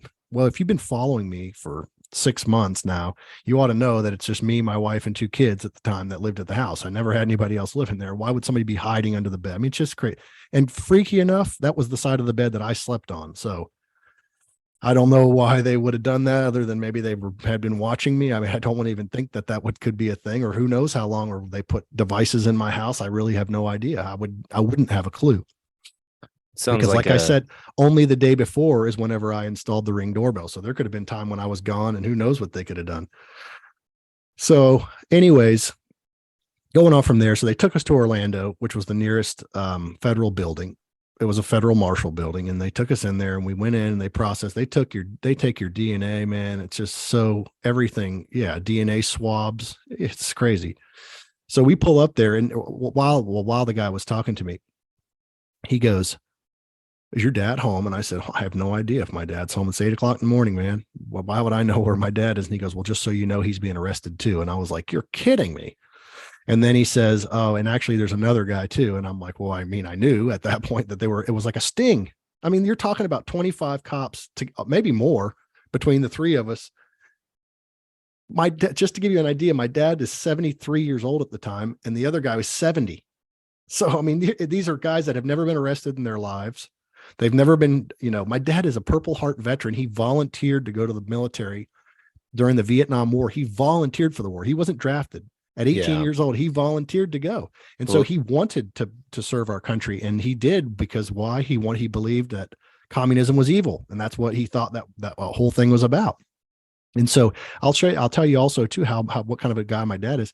They gave him a Purple Heart based on him getting, they had an artillery attack at one night, and he got hit in his leg, and, so he got injured, and he's like, I don't deserve a Purple Heart for this, and he to this day, my dad doesn't even know where that Purple Heart is. He would let my older brother play with it when he was a kid, and he actually got a Bronze Star as well. Wow. And they wanted to give him a commission in the military, and my dad was like, I'm not here to be in the military. I just wanted to come fight in this war. And he spent 1.5 years in Vietnam. And so, my dad could, to this day, he could easily get free license plates. He could probably get, I don't know how much money a month for having a Purple Heart. He won't do any of that, because he doesn't believe that anything anything he went through, there's guys that died. So why does he deserve something? They gave the ultimate price, you know? Yeah. So we get over there and I see my dad sitting in the chair and I'm like, oh my gosh. I mean, it choked me up a little bit because I'm like, I'm seeing my dad in shackles and chains, same as me with the belt on and all that. And so that I kind of started getting teary eyed, and the police officer was like, you all right, man?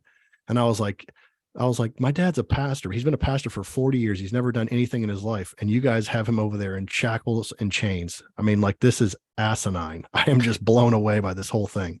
Well, the cost of freedom is a strange thing. It sure is. Him fighting in a war, getting injured, his friends dying. Mm-hmm. And he still has the integrity and the honor to say, no, I don't deserve that. I was doing the right thing. That's right. That's right. Yeah. Times sure have changed. And think about that at 18 years old. I mean, I know where I was at 18 years old, and I wasn't mature enough to be going into the military. That's for sure. Yeah. I'm going to read real quick what, on Wikipedia, what the media says and what Wikipedia says happened on January 6th, just so we can get a little context of what they're saying versus what you saw on the ground being there in person. Okay. So just Wikipedia's blurb, if you type in January 6th event into a search, on January 6, 2021, following the defeat of U.S. President Donald Trump in the 2020 presidential election, a mob of his supporters attacked the United States Capitol building in Washington, D.C.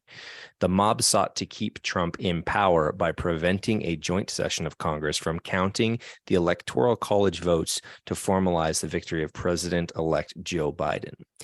So a couple of things in that. It says they attacked the Capitol building.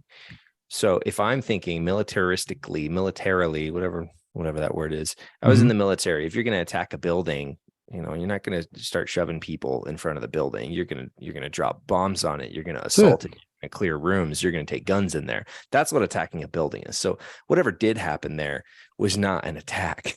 Right. And I mean, you know, the footage hasn't come out yet, but it says here a mob attacked. Right. Now, that's pretty specific wording. Do you know when that footage is coming out, or if that is happening? You tell me. You know, you hear all these things that McCarthy promised that he was going to release this footage to the public. Was exactly what he promised in order to get some of these congressmen to vote for him as Speaker of the House. And since then, he's reverted back to now he's not going to release it to the public. He's only going to release it to Tucker Carlson, which why should we trust Tucker Carlson? You know, even and that politicizes the whole thing in the first place, because if you're going to release it to one member of the media, you may as well release it to all of them, because now it's going to be this whole, you know, he's a conservative. And so the right, these are right wing extremists. And it's just leading to all this stuff. I know they said that they're releasing him to supposedly, I still don't know for sure if they've even done this yet, but they were going to release him to any Jan 6ers that are defendants in this, that we would have the right to go look at it with our attorneys. But that's still yet to be seen, man. I mean, as of now, I don't think that they have. I know Tucker Carlson said that he had been looking at some, and there was tonight and tomorrow night he's supposed to do episodes on this. I didn't watch it. I haven't seen it yet, so I really don't know. But as of now, that there's nothing that I know. So then, you know, but after we got home that night, you know, going back, I mean, it was just something that was terrible. It was a terrible moment.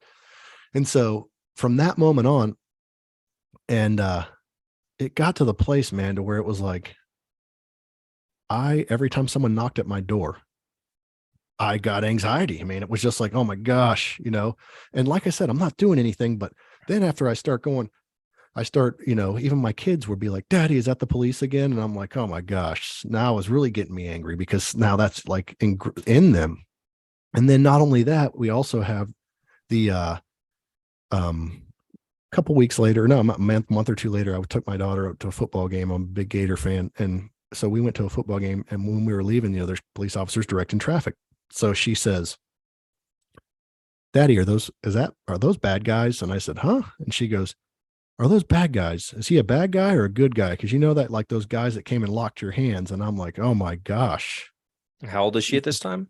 She was 3. She's a pretty smart girl, but she asked that when she was 3. She asked that question to me, yes, when she was 3 years old. And she said, you know, are these bad guys or are these good guys? And the ones that locked your hands. And so I'm starting to think, how on earth am I going to explain this to my daughter about these guys, about police officers? So she kept, asking that question for a while. She'd just bring it up out of nowhere, to where I realized like this is something that definitely affected her and bothered her. And I said one night, I said, you know what, Ella, we know what we're going to do. These guys that you say are that you think are bad guys, all they need is Jesus. And you know what? What we're going to do right now is we're going to pray and ask God, we're going to forgive them for what they did. And we're going to pray and ask Jesus to bless their lives and bless them. And so I got down on my hands and knees, and my wife's crying over there because she's like, oh, I can't even believe that. He's like, because it was so real that what else am I going to do, at that point? So we prayed, and I said, I said, we forgive them and none of it. So she's kind of let that go since then. It's a hard thing to do. It is. And it is, believe me. And so we got to the place to where everything, I mean, even with my wife too, now if you hear that, she would hear a ring doorbell, that dun, dun, dun, like that, generic tone that it makes. She was like, turn the TV off. And so we start realizing like all these things that happened that day, that's affecting us. And so everywhere I go, man, and I have nothing to hide or nothing like that. But every time a car comes up on me or turns twice behind me, I'm getting off the road until they get around me. Cause I'm like, I don't know if it's somebody following me or not. I call it the Jason Bourne effect. That's it. Yeah. Are you a guns guy? Do you have guns? Did they ask you about guns? Like what, in a situation where my house is being, I don't know, I guess it's kind of raided by the FBI. First thing I think is like, oh no, where are my guns? How close are my guns to me? Right. If I don't know it's the FBI, then I'm going to grab my gun. If I do know it's the FBI, I'm not going to grab my gun. Right. But how does that play a part in your scenario?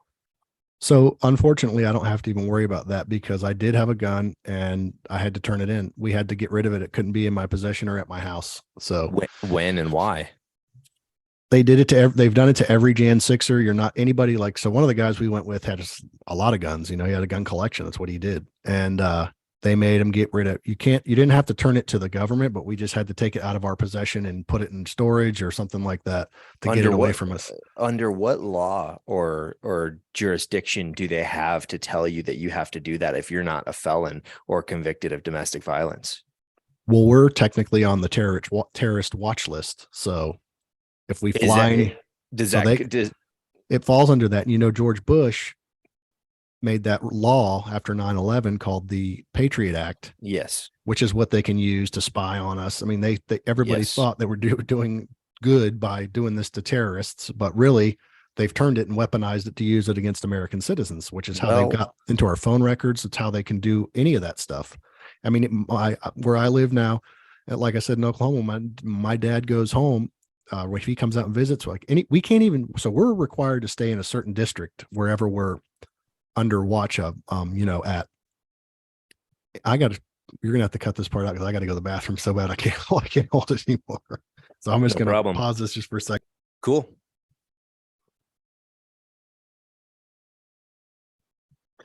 So if you're a convicted felon, you can't have guns. Your Second Amendment right gets taken away. I don't know where that's written, but I know it's true. If you have been convicted of domestic violence, same situation. I don't know where it's written, but I know that that's the case. So Casey is saying that if you're on the terrorist watch list, it falls under that same umbrella based on the Patriot Act. Thanks, Bush. Thanks, 9/11. Patriot Act is super controversial. It gives the government legal ability to wiretap, to do all sorts of shit. To do all sorts of shady stuff. And I don't know exactly what all is written into that, but that's one of those things that's kind of in the same category as the National Defense Authorization Act, which has been around, I learned actually for a really long time, but it's gotten more specific, and the things that have been written into it in the past several years have been for the purpose basically to weaponize the government against the American people. So it's unfortunate, but I'm going to find out the details on that. Casey is back from the bathroom. So do you know how that works? You're saying it's written into the Patriot Act that I actually don't know that it's written into the Patriot Act. I just know that is one of the things that they use to be able to get into our cell phones and So the guns thing is a separate issue. You're saying if you're on the terrorist watch list, then you have to give up your guns.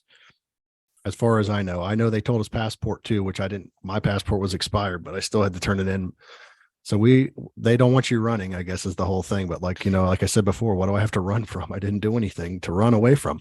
Yeah. So, as a matter of fact, the other guy that had the most guns, they actually in the state of Florida, Nikki Fried, who was under Ron DeSantis, took all of anybody that had a concealed carry. They stripped them of their concealed carry if they had anything or went to January 6th and were charged with anything. So he had to turn his concealed carry permit back into the state as well. So it's pretty crazy, man, what they've done. So going on from there, what I've had to deal with since then. So of course that's on every local news channel, man. Every major newspaper wrote articles about me, slandered me in every way. Like I said about the previous arrest, said things that weren't true, skewed truths about certain things. And that's why I really don't want to get into too much of that, because hopefully that can be flipped on them.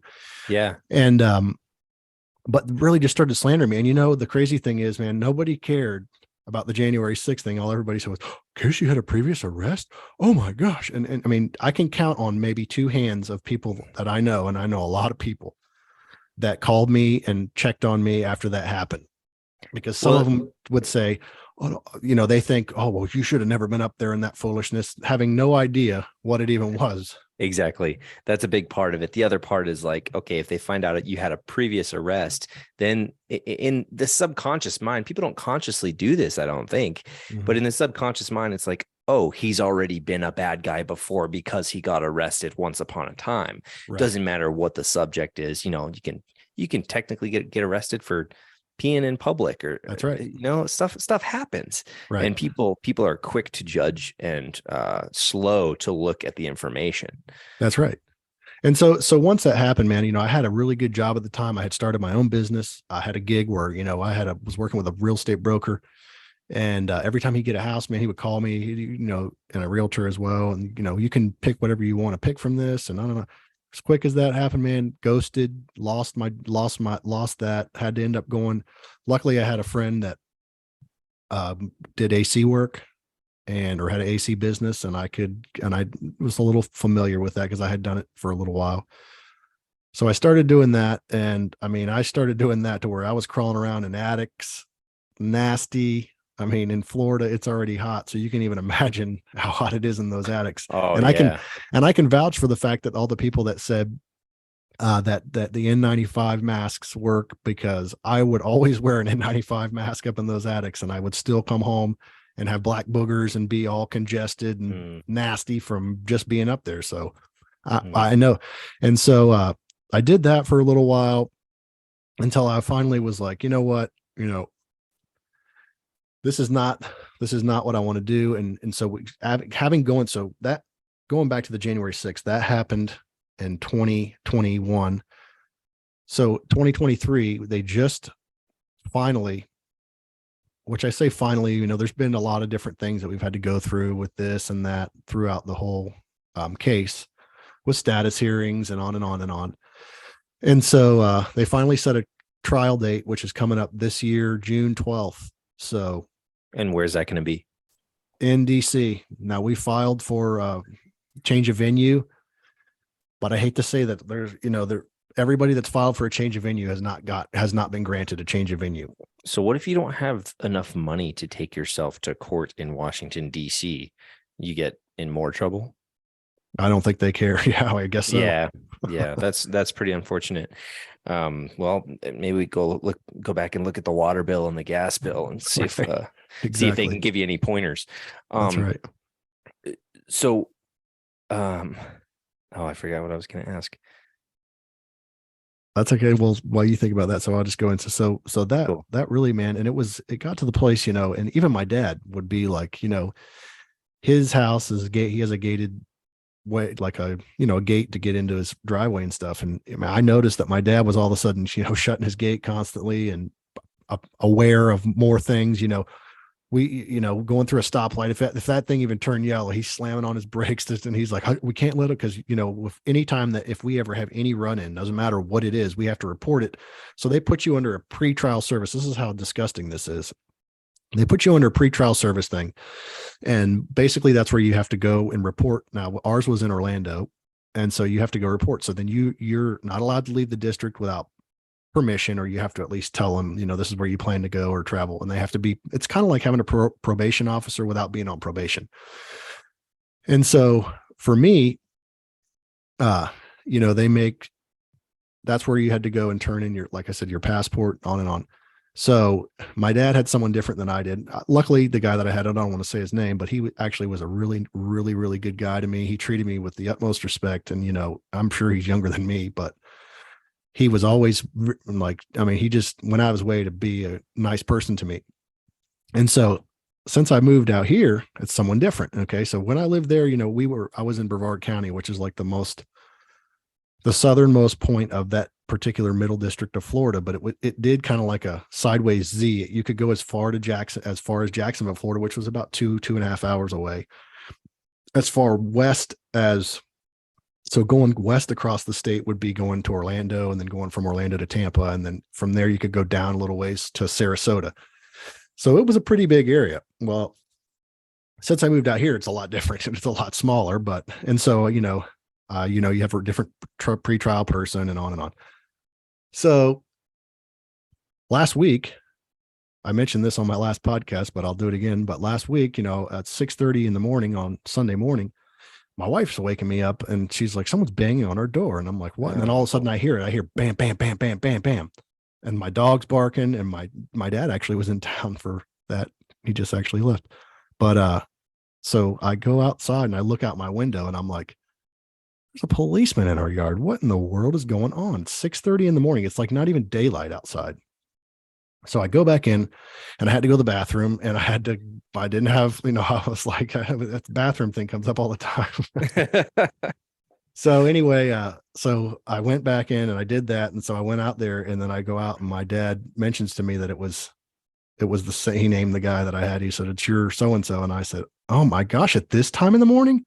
And I go around the corner, and she's like, hi, sir. We're just coming to do your in-home visit, because they do in-home visits to make sure you live where you say you live. And I said, at 6:30 in the morning? And she's like, well, I tried calling you, and just because I didn't want to wake up your kids. And I'm like, thanks. Well, I keep my phone on silent at night. I turn my phone on do not disturb mode, because I don't want to get a random text message from somebody at 2-3 in the morning and wakes me up, because I'm the guy, if I wake up, it's hard for me just to go right back to sleep. Yeah. So this is the same, basically the caseworker for your case that's supposed to be monitoring you. This is my pretrial person out in Oklahoma. Okay. So then after that, I go back inside and I look at my phone, and sure enough, she had texted me at 5:24 in the morning, telling me, sir, we're going to be doing your in-home visit today. What's your schedule look like? Well, within the hour, they had already texted me again saying they're 5 minutes away. So like I said, I didn't see that message until after they came to the door. So I come back, man, and I'm just being blatantly honest. I come back and go back in my bed, luckily my kids didn't wake up, and my wife's sitting there, and I go back in the bedroom, and I'm like, get down the bed, and I start crying, because I'm just like so angry, because I was shaking. I didn't know why they were here at my house. I had no idea what's going on. And so I start crying, and I'm like, I guess it makes me so angry that it makes me this scared, whenever they do that. And because it's unjust. The whole thing is already unjust. So you're riding this continuous wave over 2 years now of injustice.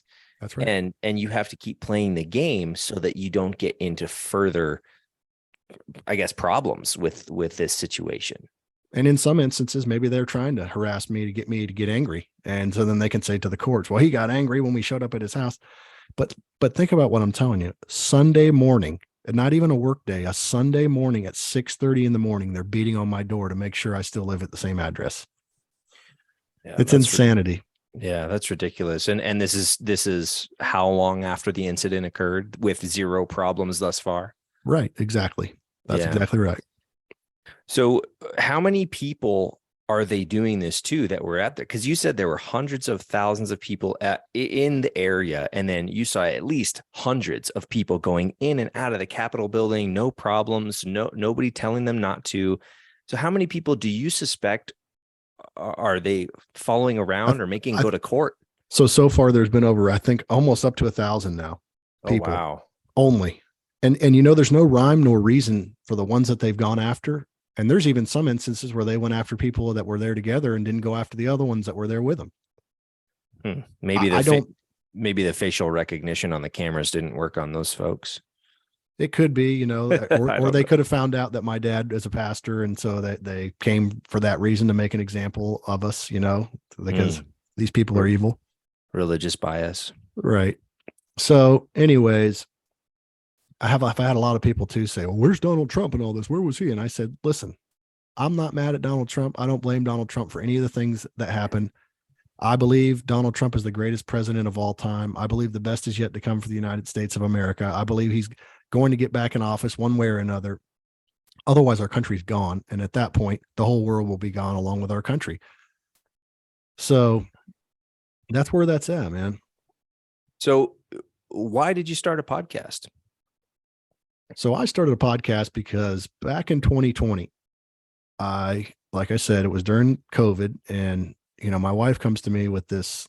She's like, you got to watch this. And I'm like, no, most men don't listen to their wives. And so I was like, you know what, for whatever reason, and I'm not like that really, honestly, but I was just like, oh, I don't want to see it, honey. I don't want to see it. Cause I pay attention to political things. And at that time I was watching the news all the time, getting on the Drudge Report, getting on the, any news site, Breitbart. And so I was like, well, all right, I'll watch it. So I just decided, and she goes, don't judge it. Just keep watching it till the very end. So I did. And then you start watching some of the stuff in there, and I was like, and if those of you that haven't seen it, I highly recommend it. They started to take it. So I watched the whole thing. It's about 2.5 hours long. And then what happened was they start taking it down off YouTube. It's when 2020 is when the censorship really ramped up. And I was like, why would they take that off the internet if it's fake? If this is a lie, why would they take this off? So then I started listening to, everybody's got time on their hands because everything was shut down. And even in Florida, so don't let people fool you and say Florida wasn't shut down. It was. They shut down even the beaches. You couldn't even go to the beach, or the police would come and they wouldn't necessarily arrest you, but they would say you can't be here. And which is crazy. The whole thing was just so insane. And they put masks on kids in Florida as well. And so anyway, I went from that, and then a buddy of mine, not long after that. So I watched that first, and it does even say in there after one of the episodes about you may have cognitive dissonance after this episode. Take some time until you watch the next episode. That's a warning I've never heard, and that makes sense. This is Fall of the Cabal. Yeah, the Fall of the Cabal. So you can find it now on BitChute. It's on BitChute. Go on Janet Ozenbard's page. I think it's even called Fall of the Cabal. And now she actually even has a part 2, which goes even deeper into how the deep state really started.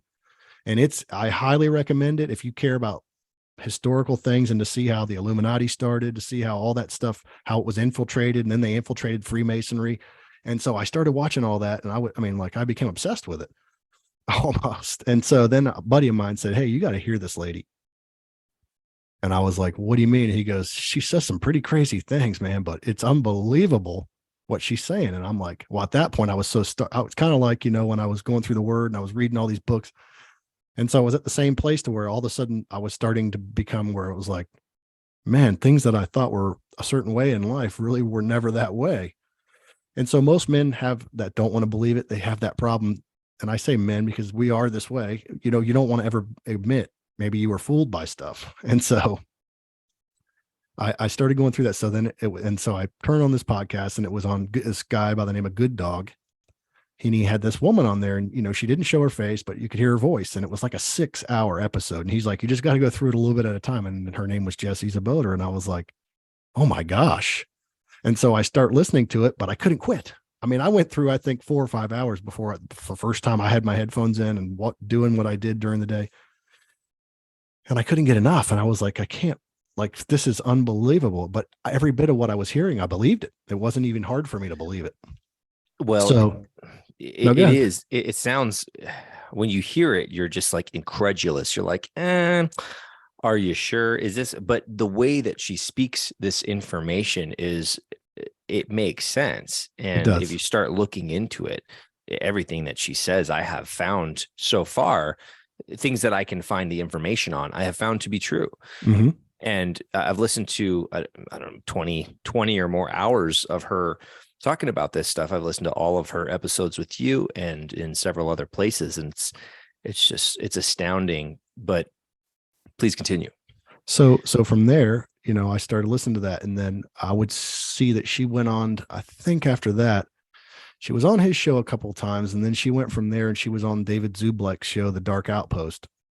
And she would go on there like once a week.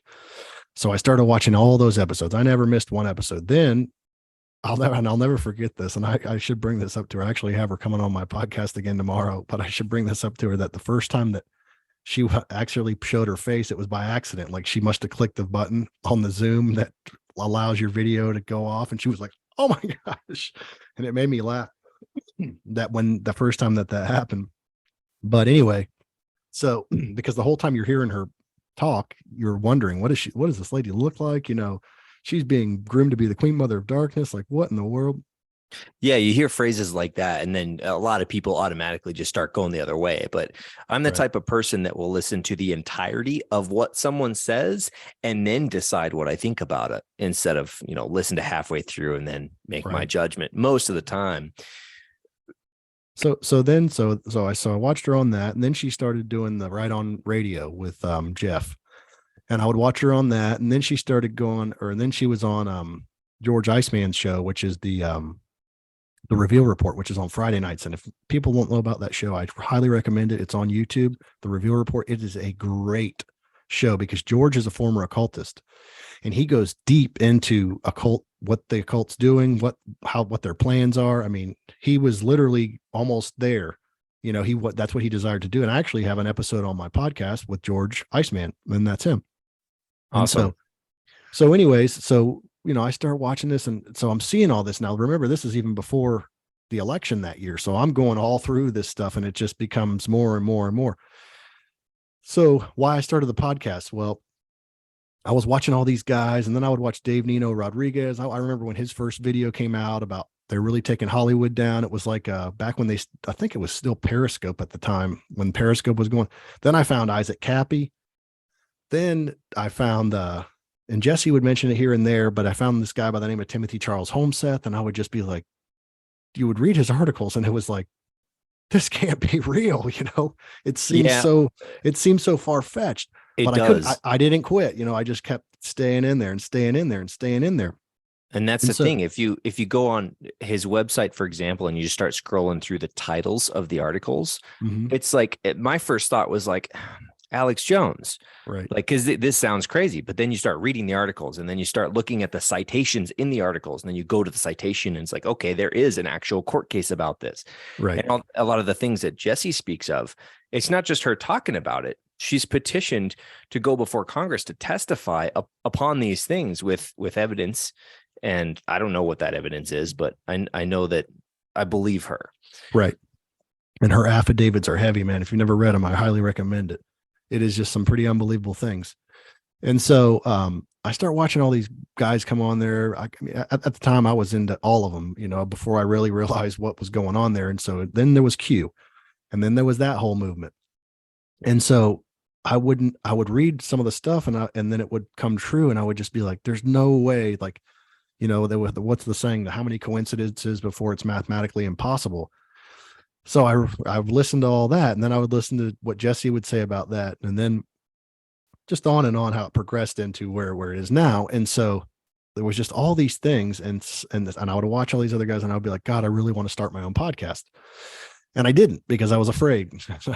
I tell people that, and they always laugh, and they can't believe that I was afraid to talk, because I love to talk. I mean, that is me. I could talk all the time. So the reason that I started my podcast was because after the FBI showed up at my door, I was like, well, now I don't care, because if they're going to harass me, then that's fine. Then I'm going to get out there, and I'm going to tell my side of the story too. So I bought this mic, and I'm like, okay, I got to do this. I got to do this. And so I started writing my first podcast, and I did it. And I started on just Anchor, and then which was like Spotify. And then for the longest time, I didn't even do videos. And then the more I did it, the more I liked it. And so my first couple episodes, man, I mean, I would get 5, 6, 8, 10, or mostly it would be people that I would send it to. And then it would get to 50.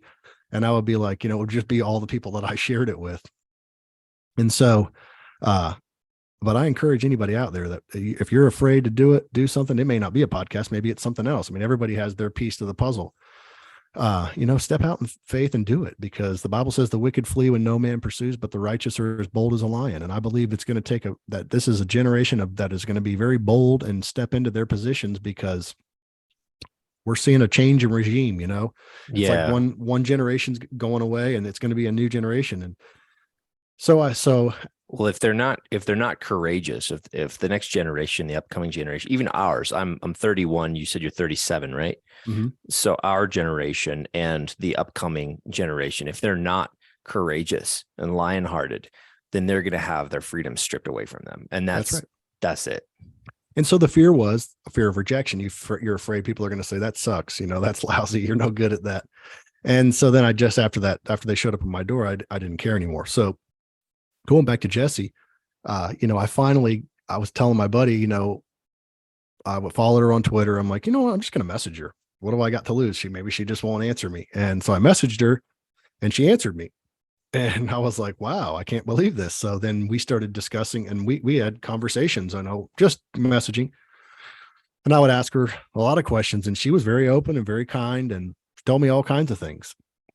And then one day, so then it kind of sputtered out, for a while, because after a certain time, how many questions can you really ask? And so then it got to the place to where I was like, you know what? I'm like, I'm just going to email her. I went on her website. I think I emailed her. I can't remember if I emailed her or messaged her.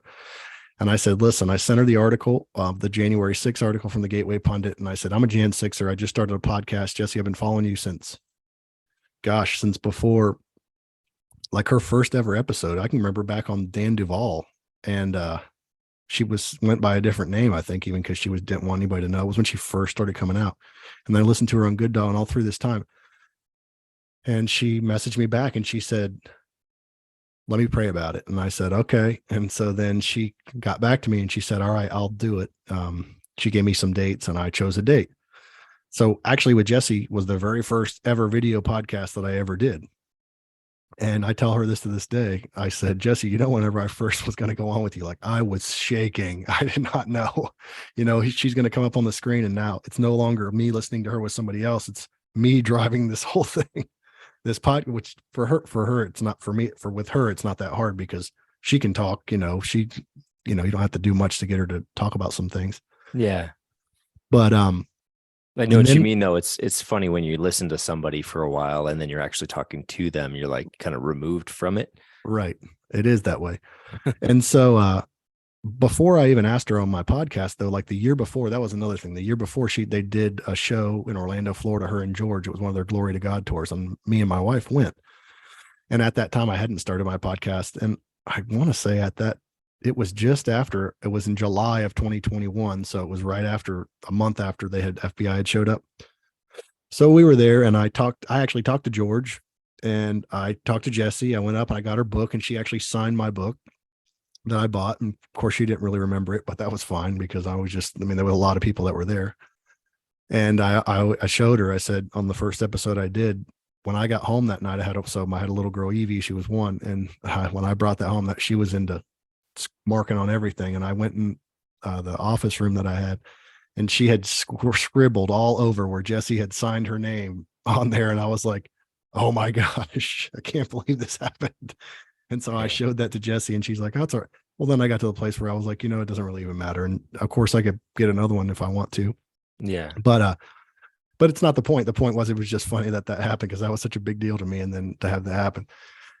So then I started doing that. And then I had other people. So, man, I can honestly say, though, since January 6th happened to me, my whole life has changed in a terrible way in some ways, but actually it also has changed in a great way, because if not for January 6th, I would have never started a podcast.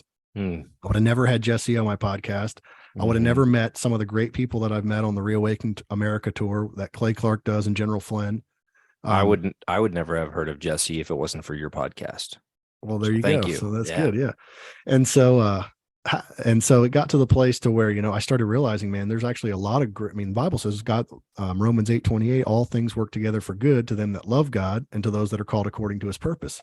So any situation that I'm going to go through, I know it's going to work together for my good because the Bible says so. And also, and you can go back in Genesis, where the Bible talks about where Joseph and his brothers sold him into slavery. And what happened in that situation? God took everything that the devil meant for evil and he turned it for good. So all those things are beginning to happen. And so then I had Ann Vandersteel on. And then, so when this first happened, they wouldn't really let us go on anything at first because no one knew at that point. And there wasn't many attorneys taking any clients at that time. Most people were I'm telling you, man, some of these public defenders and what the other guy that we were with, his public defender, he started asking him this and that. He's like, well, I didn't understand this was bad or this was wrong. And the guy's like, yes, you did. You know what you did was wrong. And you need to tell them that you're guilty. And it was just, I was like, oh, I'm glad I didn't get that guy because I don't know what I would have done in that situation. But so that's it. And you have a lot of people that can't afford attorneys and get these public defenders. And man, they're shoving them and pushing them to plea. And, you're watching people get pleas. And at the beginning that people were getting like 30 days home confinement for the same charges, along with 3 years probation. I mean, stuff that hardened criminals weren't getting. And so I'm like, well, they're trying to make an example, like you said before. You they're got a system. People. Yeah, a system that's corrupt, and you start poking at the weak points in that system, which is our right as the people, because we, the people, are the ones who put the government in place. So we have the ability and the right and the responsibility to make sure that it's working properly. And if it's not, then we need to, do something.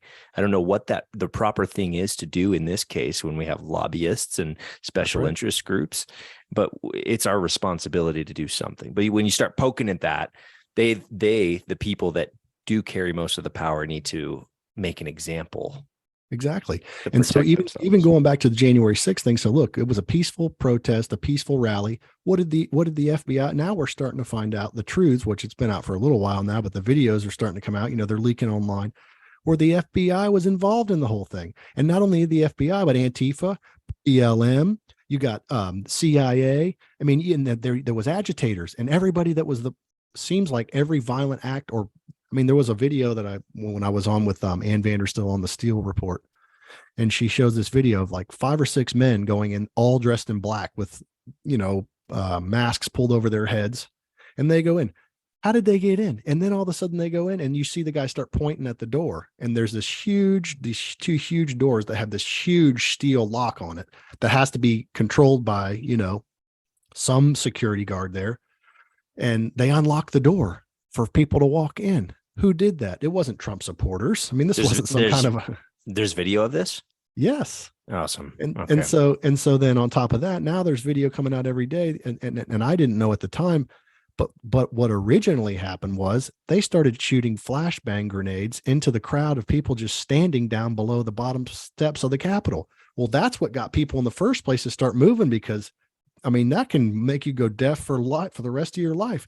And a matter of fact, both places that happened, if you've never seen, gosh, it just slipped my mind what it's called, but it's a documentary by Trennis Evans and a couple other guys put it together. It's really good. And it shows Roseanne Boylan that day being beaten to death by the Capitol Police. It shows them shooting the flashbang grenades in there. It shows 2 gentlemen go into cardiac arrest, each time they shot those flashbang grenades into the crowd. And they literally said that people trampled them going into the building. And it wasn't true. They were taken off site because people were trying to resuscitate them because of what just had happened. So now you start and then you see the video evidence of the guy that climbed the wall, and a policeman comes and shoves him to his death off the side of the wall. And then you start realizing these police officers, and then there's video out there now of one of the police officers, one of the Capitol Police cussing, getting mad. He says, they set us up. Those mother effers, they set us up. And he's like, he getting mad. And you hear a couple other guys, and they're spitting because they had sprayed, I guess, mace, and then they got it in their own face, a lot of them. Who set them up? Who's he saying set them up? Evidently, Nancy Pelosi and the ones that run the Capitol Police, because it goes to this. And I don't know if you've seen the video of her own daughter recently that came out where she's telling everybody that the whole thing's a load of crap and that everybody needs to get change of venue, because if this stuff wasn't in DC, it'd be thrown out of court so fast. Nancy Pelosi's daughter is saying this? That's correct. Yes. Okay. So then on top of that, you have this whole narrative that you come to the reality of that not only did they turn down Donald Trump's offer to put 10,000 or 20,000 National Guard outside the Capitol that day because they were given intel that there could be some disturbance that could happen from the FBI, which probably the reason the FBI had it, now that we know, is because they were the ones that were going to do it. But that's another story. So not only did she turn that down, they actually lowered and lessened security that day so that there wasn't even as many as normal. So at that point, that's entrapment. So if that's entrapment, then I don't see how they can prosecute any client in this whole scenario. And when you see the videos that came out of the police waving people in, telling them, pulling the barricades back, come on in, guys, come on in, guys. And these people are being prosecuted, and then they have all this video evidence, and they wouldn't let all the video evidence. Well, I don't see how anybody can be held on trial without all the evidence being out there. And there's people that are being tried right now that are on trial for this stuff, and they're not won't let these video. I mean, it's just they need to put everything on hold until they get all the evidence out, and then at that point, then you want to talk about the narrative changing. Well, what's the reason that they said, oh, it'll be a national security threat if they release the video footage? Because America's going to be ticked off when they find out that this whole thing was one large setup. Yeah.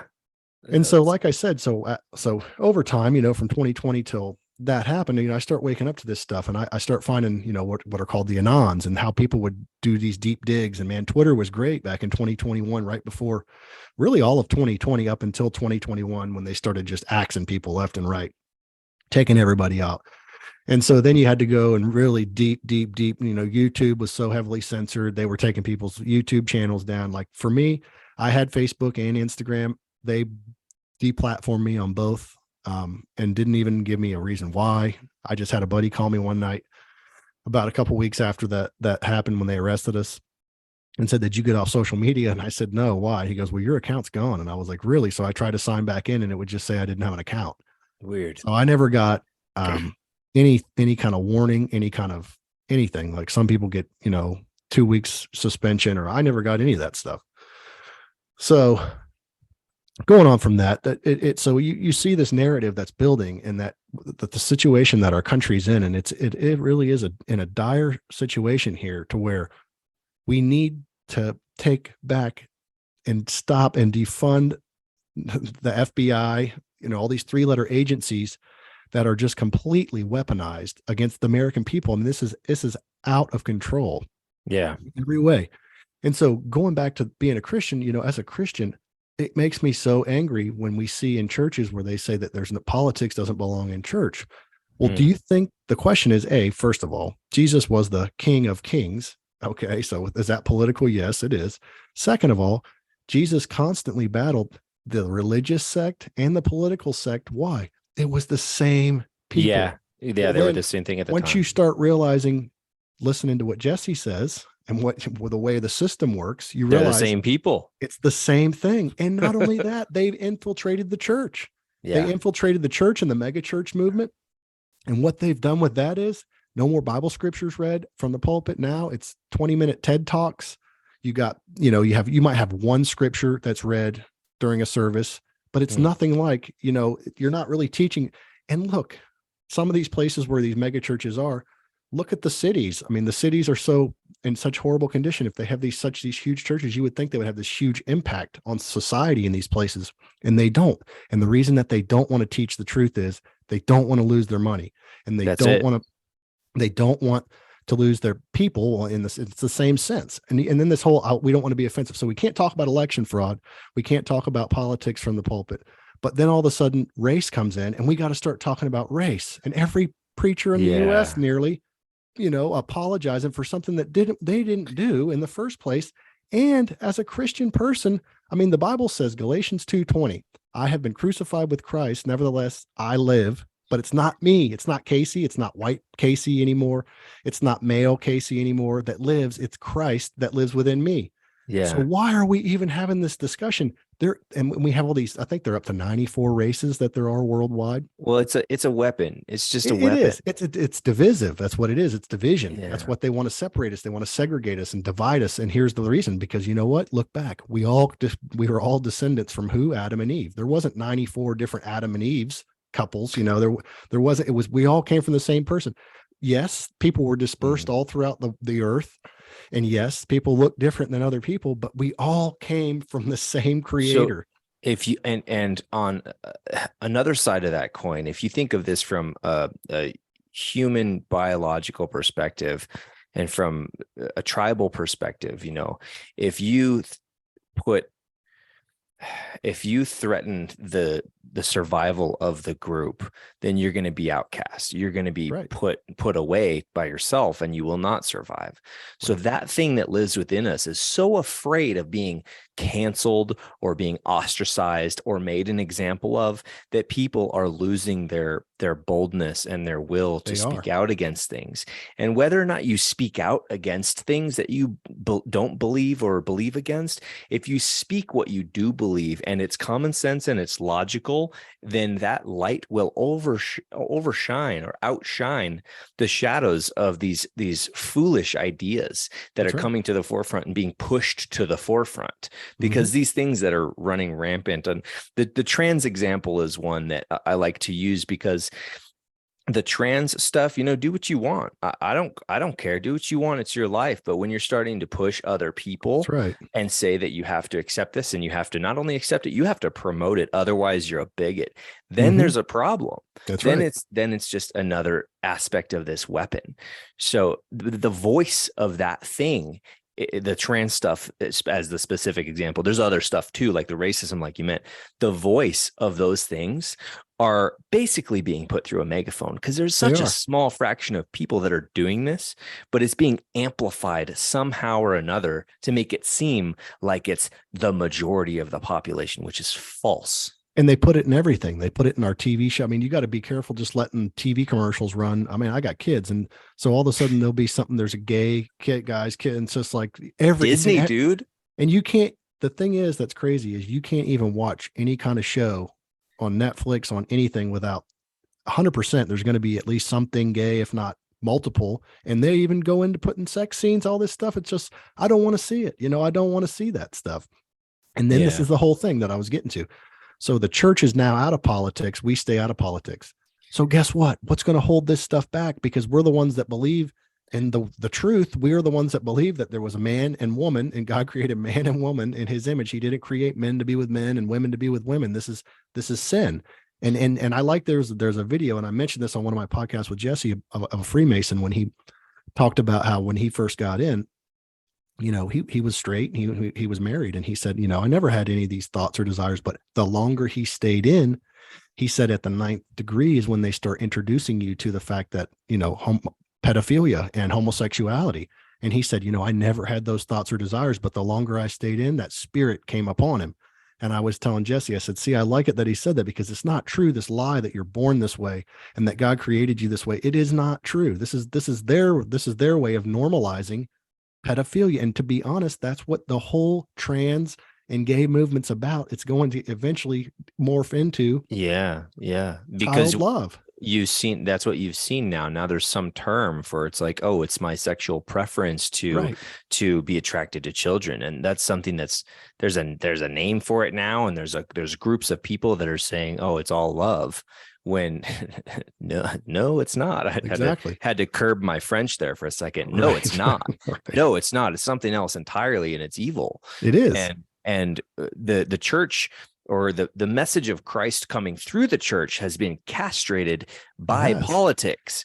Politics and political correctness is now saying, well, if you want equality, then you have to have equality. But what's going on is they're overcorrecting. Equality is not what's happening. It's ostracization and outcasting of one specific group that has been like a ruling group, like critical race theory, I think it is a thing where it's like, CRT, okay, well, everybody except the white people should be good to go, right? Right. But that's racism, and people use this phrase reverse racism, right, as if it can be reversed. No, racism is one thing, right, and it's being against a race. It doesn't matter what color that race is. Mhm. But people use the phrase reverse racism to marginalize the concept into being like, oh, well, the white people started racism. No, that stuff's been around from every color to every color for as long as we know.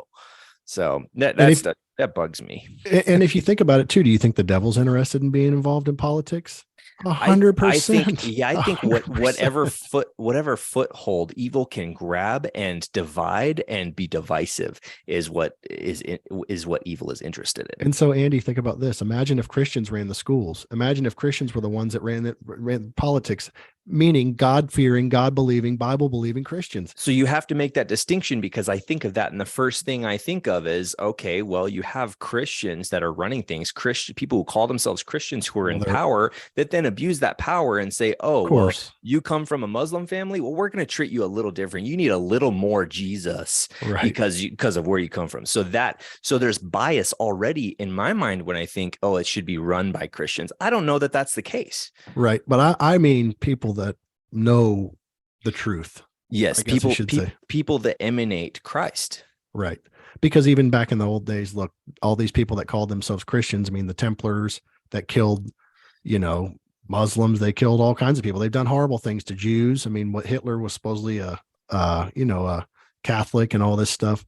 I didn't know that. But unfortunately, if you really know and you really realize it, and once you listen to Jesse and realize this stuff, I mean, they set it that way. They set it up that way. So there's always going to be a remnant of evil that's not going to go away until Jesus comes back. It just is the way that it's going to be.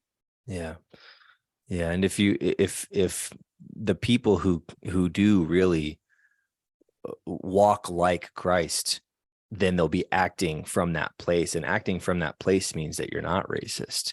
You're not biased. You love everybody, and you have compassion for their shortcomings or for their differences or for their sins or whatever it may be. There's compassion for all in that. Right. So that's right. Yeah. Well, good stuff, man. You got anything else you want to share before we get out of here? I'm going to try and put all those links to the documentaries, and if I can find the ones to the leaked video footage, I'll see if I can put those links in the podcast notes. Okay. Yeah, man. No, not really. Just keep me in prayer. As we go through this trial, and we'll see. I believe that we're going to come out on the winning side, but it's not been easy. And if you can find me on the Watchmen podcast, it's on Rumble. I have a Rumble page. I'm on Twitter at Casey_Cusick. I'm on Instagram, _Watchmen_podcast. Send me an email. I'm at the Watchmen podcast 4@gmail.com. I'd love to hear from you. And one thing I do want to ask you is, how did you find me? Me? Yes. Oh, all right. So, my brother's lady, somebody's kids go to school with somebody who knows Jesse personally. Okay. And they told me, hey, you got to listen to this lady. So they gave me her name and they gave me her email address. And so I was just like, all right, I'm going to listen to her before I contact her. And I started listening. You were the one that came up on Spotify. So then I'm hours in, I email her and she emailed me back. I was surprised, but yeah. So, but like you said, she's very kind and not judgmental about the information or any questions that people have, because you don't know until you know. Right. But my last question actually for you is with the stuff going on June 12th, you said? Trial. Yeah, the trial. What is your approach or your lawyer's approach to this? Is it like a not guilty plea and then there's evidence no evidence? We've already pled not guilty starting out, but they offered us to take a plea and we declined it. They're still going through the discovery part right now. So, I mean, that's stuff that I really can't really get too much into, but that's that part they're still going through currently. Right on, man. Well, I'll be praying for you and hopefully we can do this again. And, yeah, sounds good, bud. And keep updated. But thank you, Casey. It's great to meet you. Great to hear your story, and we'll talk soon. Absolutely, man. Thanks for having me on. All right. Bye-bye.